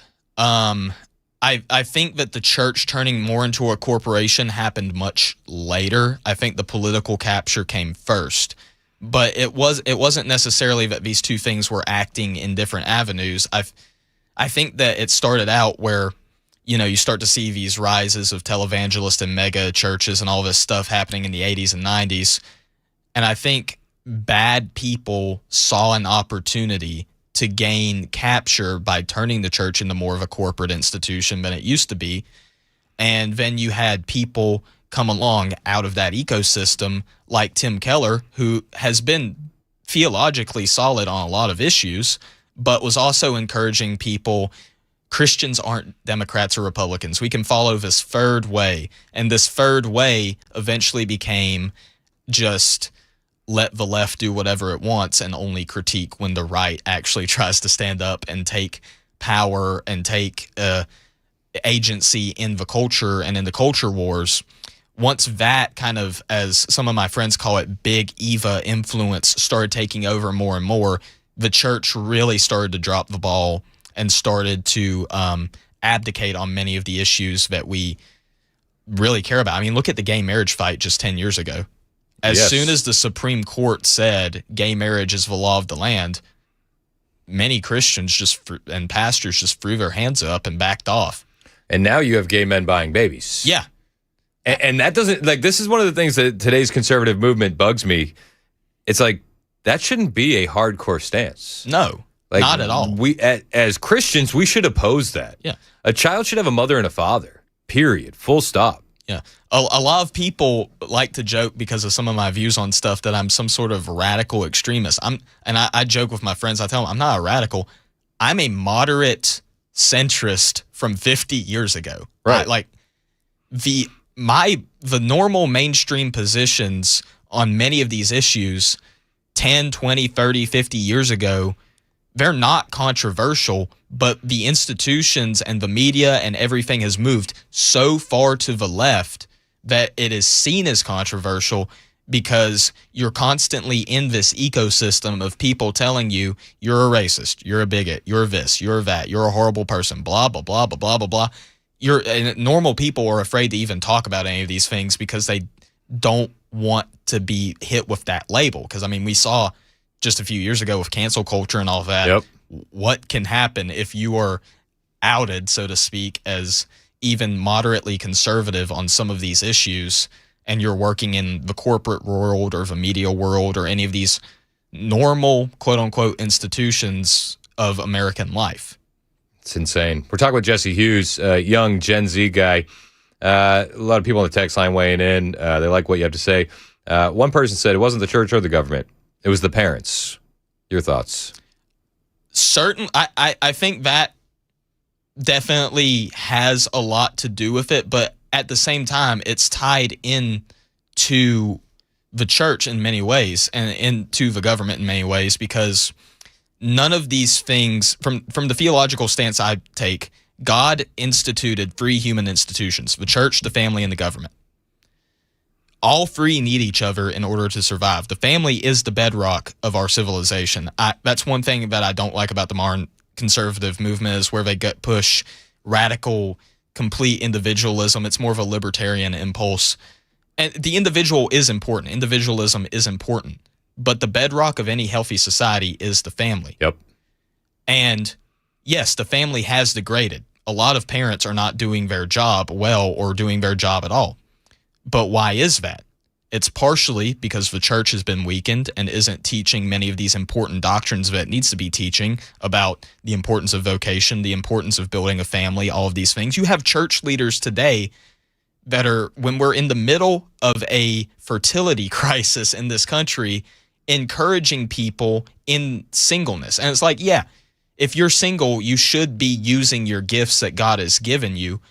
But the church should also be encouraging people to get married and have children, like the late, great Charlie Kirk was. You need to be getting married as young as possible. I just got married a couple months ago. Congratulations. And thank you. And having as many kids as possible. Be We're fruitful and planning multiply. to do that soon. Yeah, be fruitful and multiply. Take dominion over the earth. So yes, the family has been weakened as an institution, but what caused that? Was it just something that happened on its own? Or was it the sexual revolution in the 60s and 70s translating into government policy and the weakening of the church at the same time, allowing for the conditions that created the weakened family state that we see today? You can't just blame one thing or the other completely. They're all interconnected. And I think the more that we start to realize that, the more that we can actually fix the issues that are going on. There are some things in terms of government policy that we need to do in order to rebuild the family and rebuild the nation. And we also have to get the church to stand up, grow a backbone, and actually start preaching the full gospel of Christ, including taking dominion over your family, over your vocation, over the society, and over the culture that God has placed you in, and doing your job. At the same time, you had a lot of media. You talked about the fertility crisis, and it just pinged in my head. It's like you get all these media propaganda about the single life and the kid-free life and how much easier it is without kids. It's been like ingrained almost into American society. Yeah. It feels like the fertility crisis was like a self-fulfilling prophecy. Yeah, you had for men, you had them pushing this idea of like the bachelor life. It's so great. It's so awesome. You don't need to settle down and get married to a woman. You can go hook up with as many people as you want and do this and that and the other. And then on the other side, you had the culture pushing on women this idea that your career is more important than your family. Kids are only a setback to you getting the job and getting climbing the corporate ladder and doing all these things. And more traditional people like myself are just sitting back at looking at it and thinking, how in the world can you convince somebody that, how can you convince women as whole with this whole feminist movement that being tied down to a family and to a husband is somehow oppressive, but the man who runs the widget factory down the street or whatever, that's not being submitting to a man that runs a corporation is not oppressive, but submitting to a man who is your husband is. How in the world did that even work? How did we get to this point? It is absolutely insane. It was a mind bleep. We're talking with Jesse Hughes. You got a little bit more time to hang out? Oh, yeah. All right, cool. We'll take a break real quick, and we'll be back with Jesse here in a moment. It's 11:24. This is Super Talk 99.7 WTN.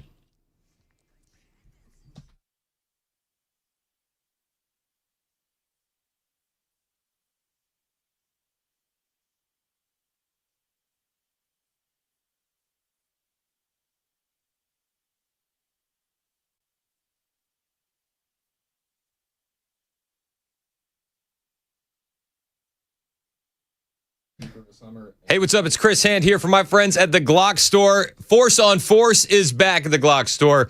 It's one of the best trainings that you could ever take part in. I took part in it. It is amazing. You're going to learn a lot. Each class is going to start with a briefing on current Tennessee laws and event parameters, such as the safe word. Why are you going to need a safe word? Because you're going to be thrown into an intense, realistic, live-action scenario to test your marksmanship and split-second decision-making skills. When are you legally justified to use lethal force? This is what force-on-force training is all about. I've done it at the Glock Store. The last time they did it, it really filled up very quickly. We got 2 classes coming up on Saturday, September 19th, 9:30 a.m. and 2 o'clock p.m., 15 slots each. When I did the training, they said, Chris, you're walking into your house. That's all we're going to tell you. The door is ajar. I said, okay. I can figure this out. The lights are off inside the room, right? So I'm walking in, the door's ajar, and I see 2 guys rifling through my things with a flashlight. So anyways, I start blasting. Was it legally justifiable? That's what you're going to learn in these classes, and you're going to learn a lot. My experience was awesome. Your experience is going to be awesome as well. Only 15 slots available per session. Reserve yours now before they sell out. They will sell out. It's the Glock Store after all. Glockstore.com/FOF. That's Glockstore.com/FOF.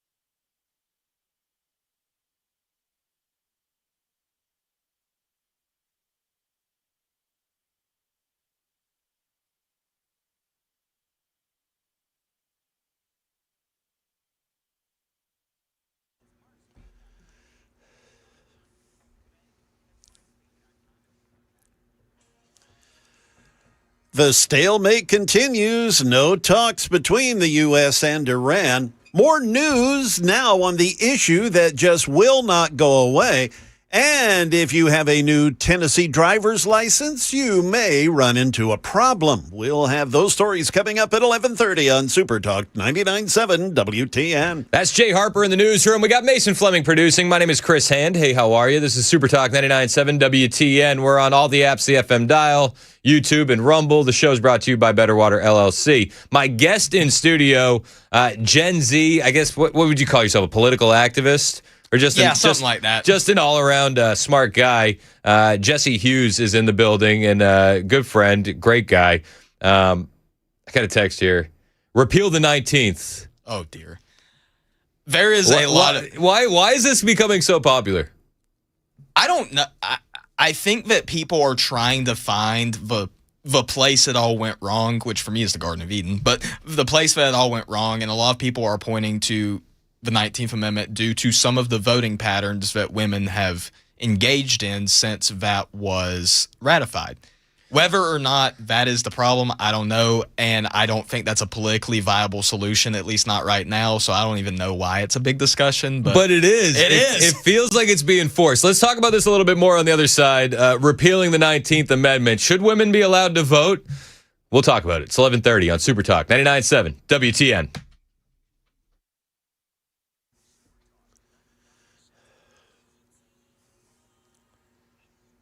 It is 11:30. I'm Jay Harper in for Ken Weaver. I've got a full forecast coming at you here in just a bit. I've got your top stories here. Iran and the U.S.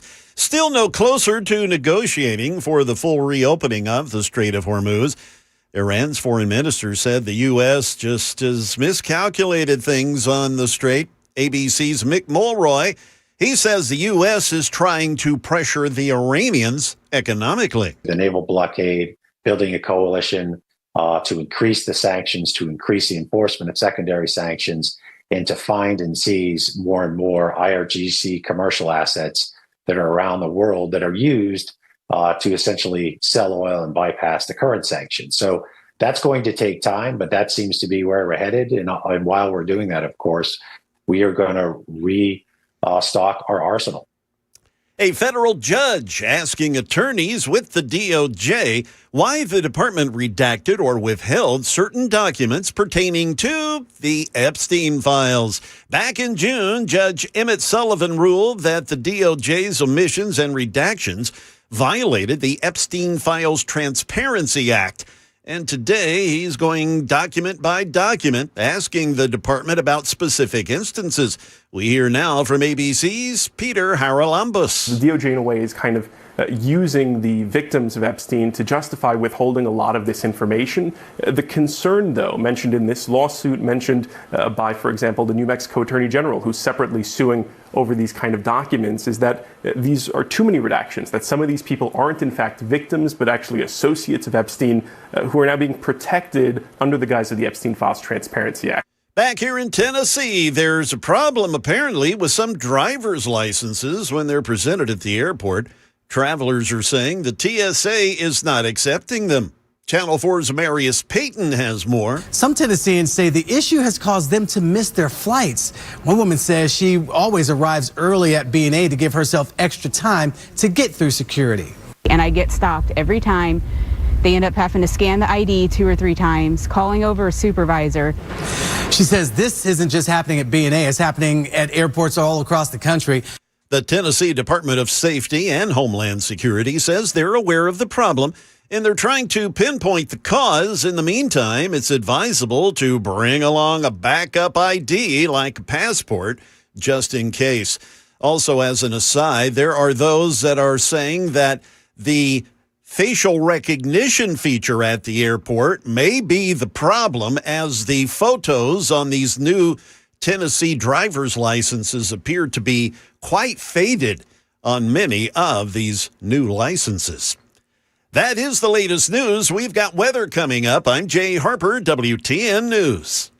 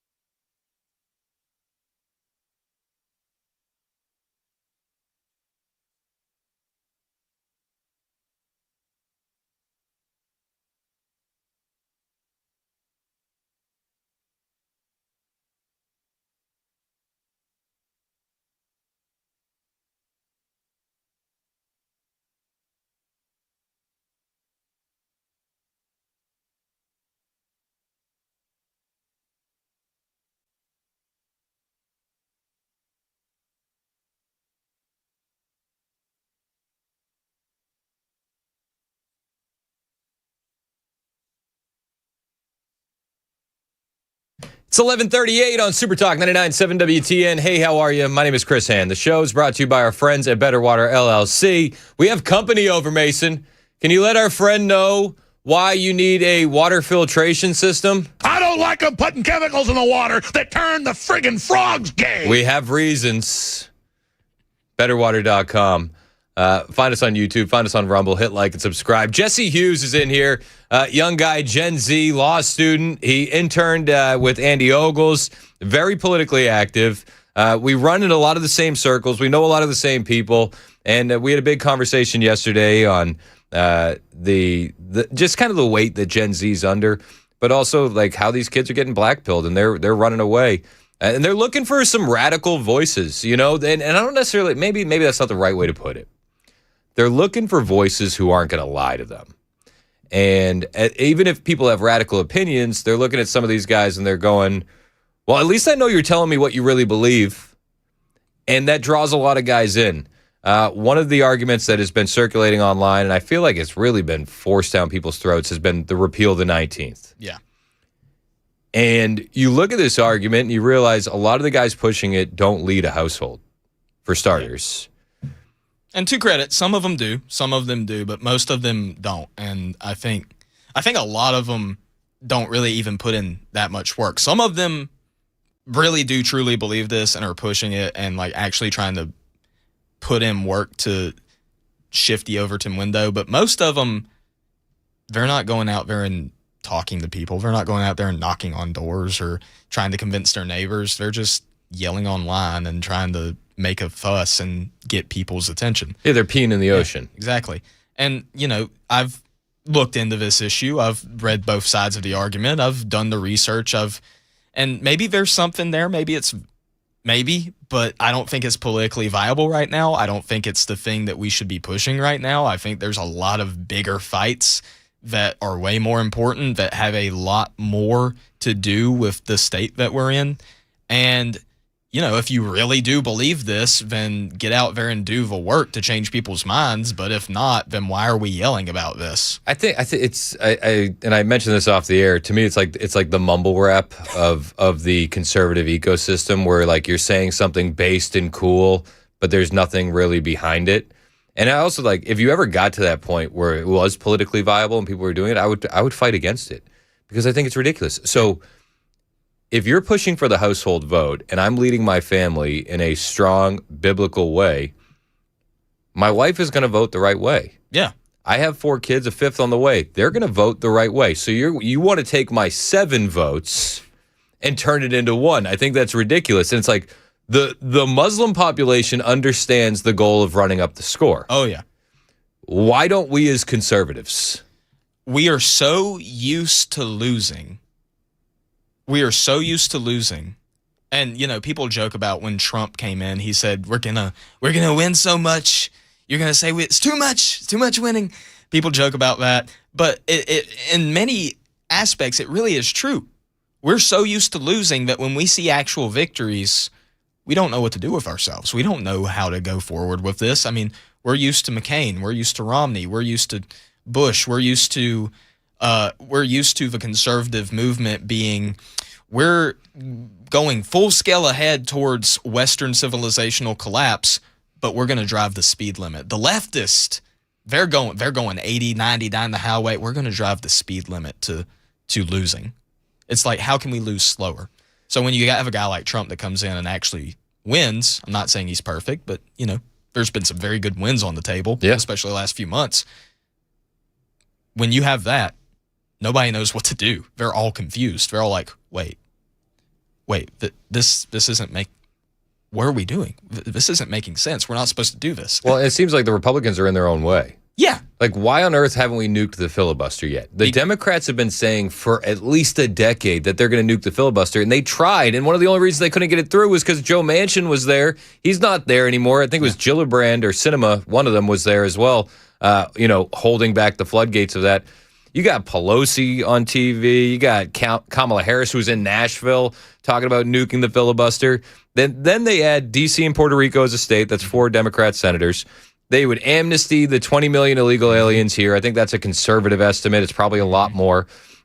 We would never win another election. Yeah.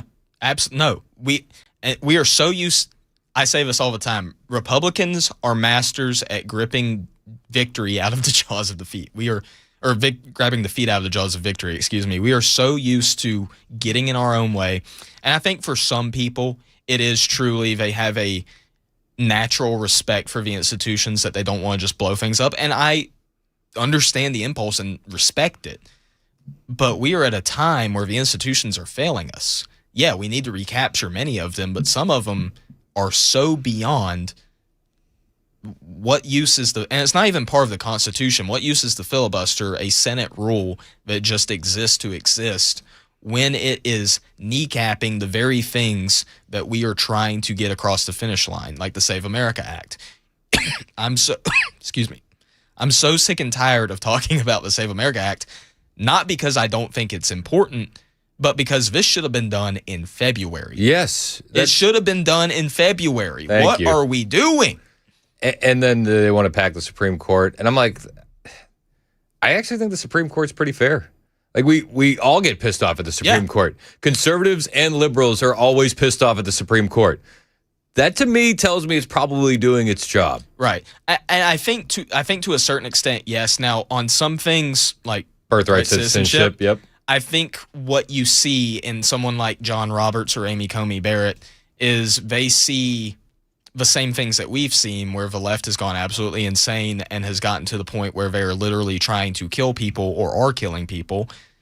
And they want to signal to the left. And I think this is a problem for many conservatives. John Thune, they're motivated by fear. They are trying to signal to the left, I'm not like these other guys. I'm not like these radical Republicans. I'm not like these crazy people like Trump. I'm just your normal moderate Republican. I'm just trying to, look out for my family and all this.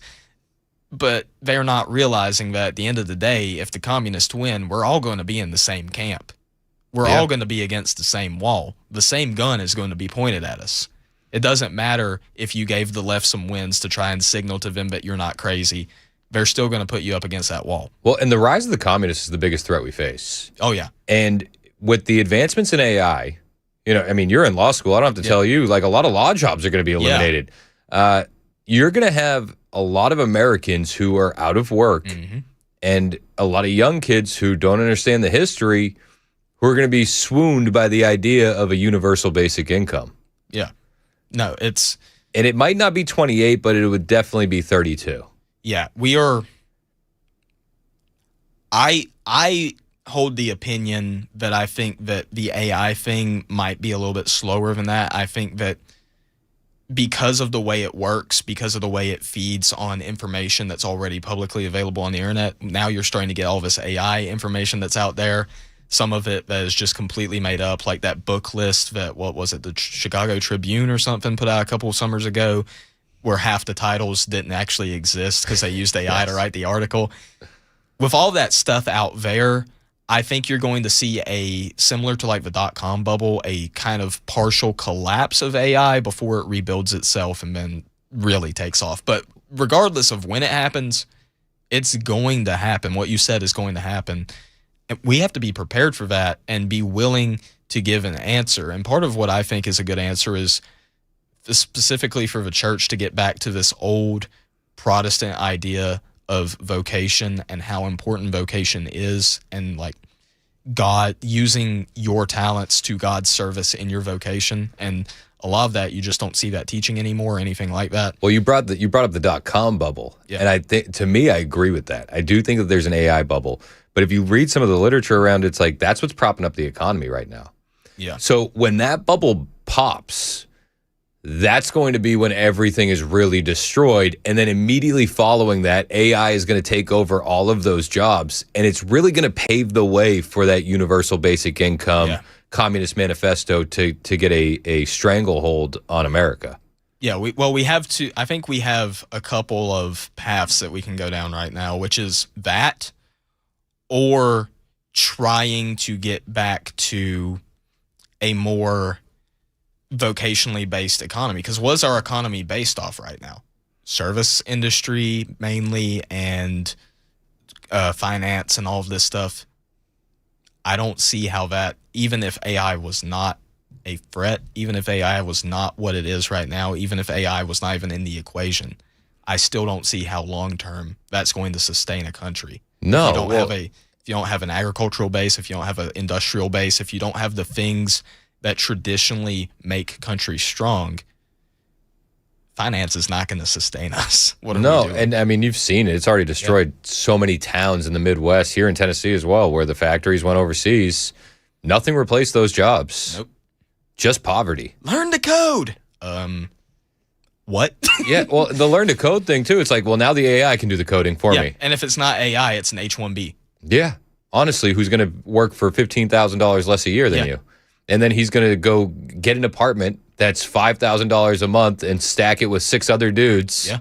And they're going to split that rent and then send whatever excess money they have back to their home country, whether it's India or some sub-Asian, South Asian country or wherever they're from. Yeah. And this is why you're seeing a lot of these Gen Z kids get blackpilled. Yep. So when you're talking to a young guy, because I'm assuming that you're talking politics with your pals. Oh, yeah. And I know you know a lot of guys that are blackpilled. What is the line of defense that you have to be like, don't take the black pill? Look at the progress that is being made. No, things are not perfect.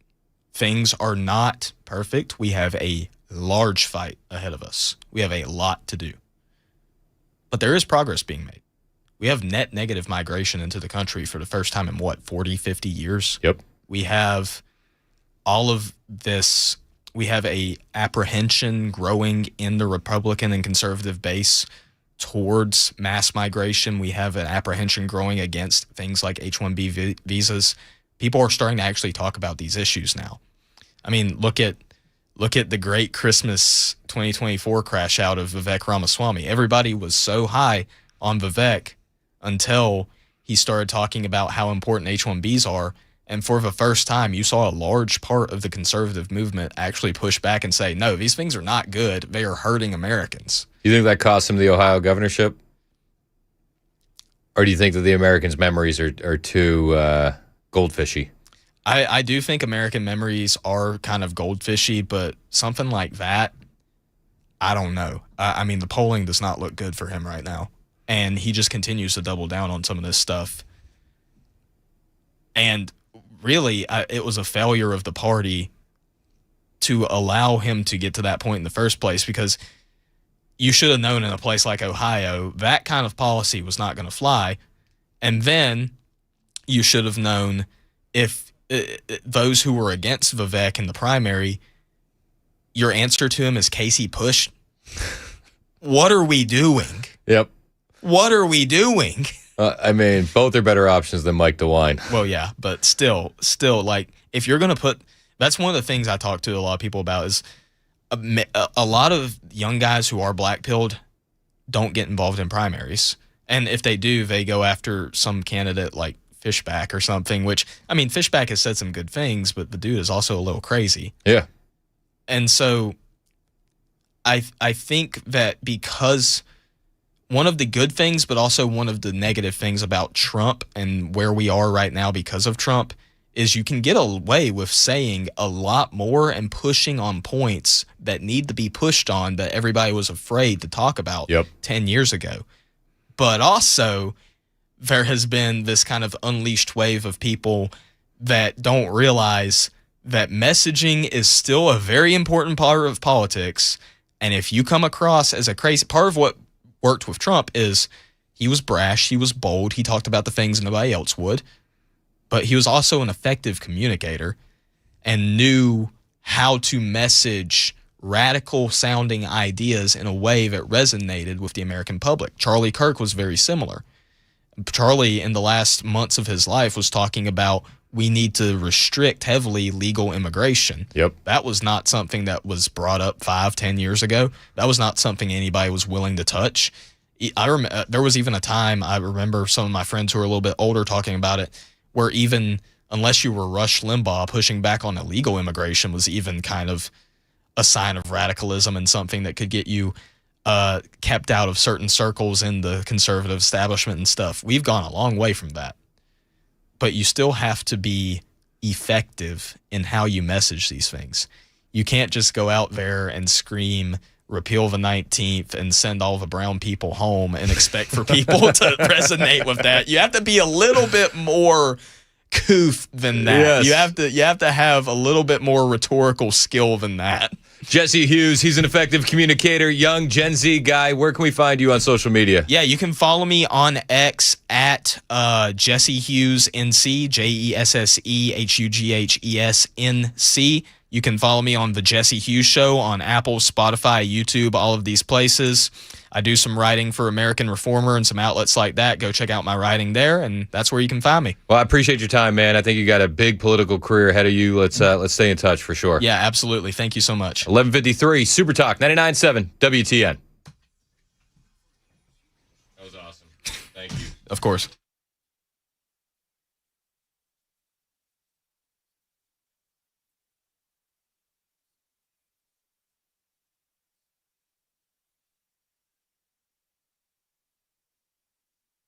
Hey, it's Dan Mandis from Super Talk 99.7 WTN and Nashville's Morning News. I'm here with Chris from USS, United Structural Systems. He's checking out my basement, my foundation, my crawl space to see if there's anything wrong. Fingers crossed.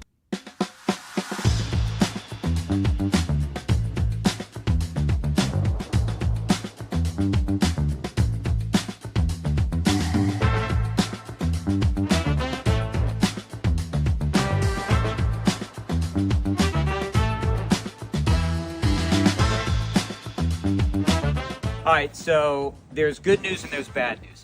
The bad news is we found some cracks in my basement wall. The good news, I've got Chris here who's going to walk me through the next steps. Yes, so unfortunately, your house has been subject to the pressure of the dirt. The hydrostatic pressure, heavy dirt pushes on foundation walls, and you've got a little bit of what we call bowing. So that wall is pushed in a little bit. We have a lifetime warranty solution for that. So we install, usually in a day or two, this can be done in most situations, we install carbon fiber straps, which keep the wall from moving inward at any point in the future. It's a lifetime warranty for anybody that ever owns this house. So it's a quick and routine thing that we do, but it yields some long-lasting benefits. It's a great selling point if you want to sell your house. Absolutely. Good thing about our warranties is they're not only transferable, like the contract says, they're automatically transferred when you sell your house. So you don't have to sign any paperwork or even send us an email saying that you sold your house. Warranty would transfer to the next owner.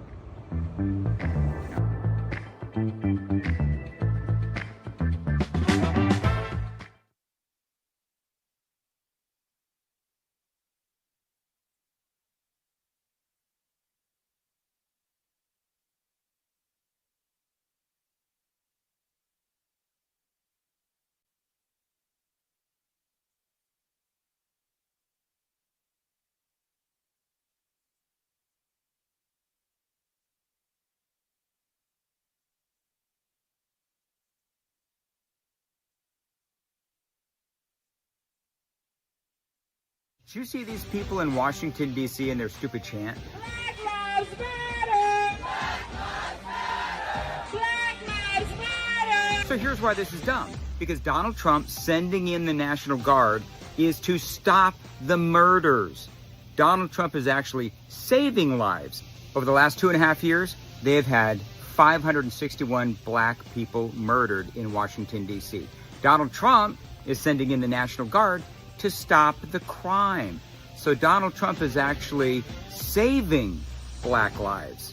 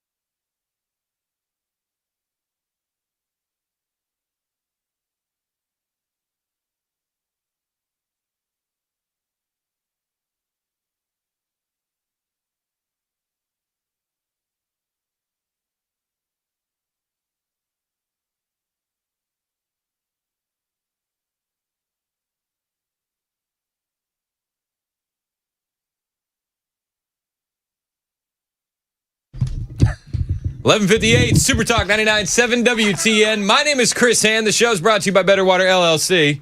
Water filtration systems, water softeners, betterwater.com. Mason Fleming producing. Jay Harper in the newsroom. Chad Benson's in studio. I've been taking subliminal shots at you all day. That's okay. Because you have one of the worst takes I've ever heard. Oh, dude, tell me. Batman is the greatest superhero to ever exist. Yeah, he is. He 100% is. And he's so great that he's inspiring our ICE agents with their electric shock pumps. I saw. You have 6 fingers, though. We had to do that. I know. That was so funny. I love it, though. I love the whole Batman thing. He's all, make it like Batman. No, make it like Batman. So the same thing, but we're just going to put another finger on there. Yeah, like exactly. I wouldn't even know who that is. Who is that? Yeah, I love it. I didn't think it was Batman. He's not the best superhero. Who do you think is better? Batman's a rich guy that can do kung fu. He's a ninja. He's a rich guy that can do kung fu. He has all of the tools in his arsenal. He has a plan for everyone, friend or foe. He carries around kryptonite in his pocket. Who do you think can be Batman? I think Spider-Man would crush Batman. No. Absolutely. Oh, my God. Crush his soul. The Hulk would rip his head off. Batman could emotionally destroy Spider-Man. He would emote all over him. He could reduce him to a puddle of his own tears. He's just, I'm going to emote all of you. He's so brooding and whatnot. Oh, I just think Batman's a rich guy that, it's never been my jam. I always thought Batman was kind of stupid. I don't think so. Yeah. Superman?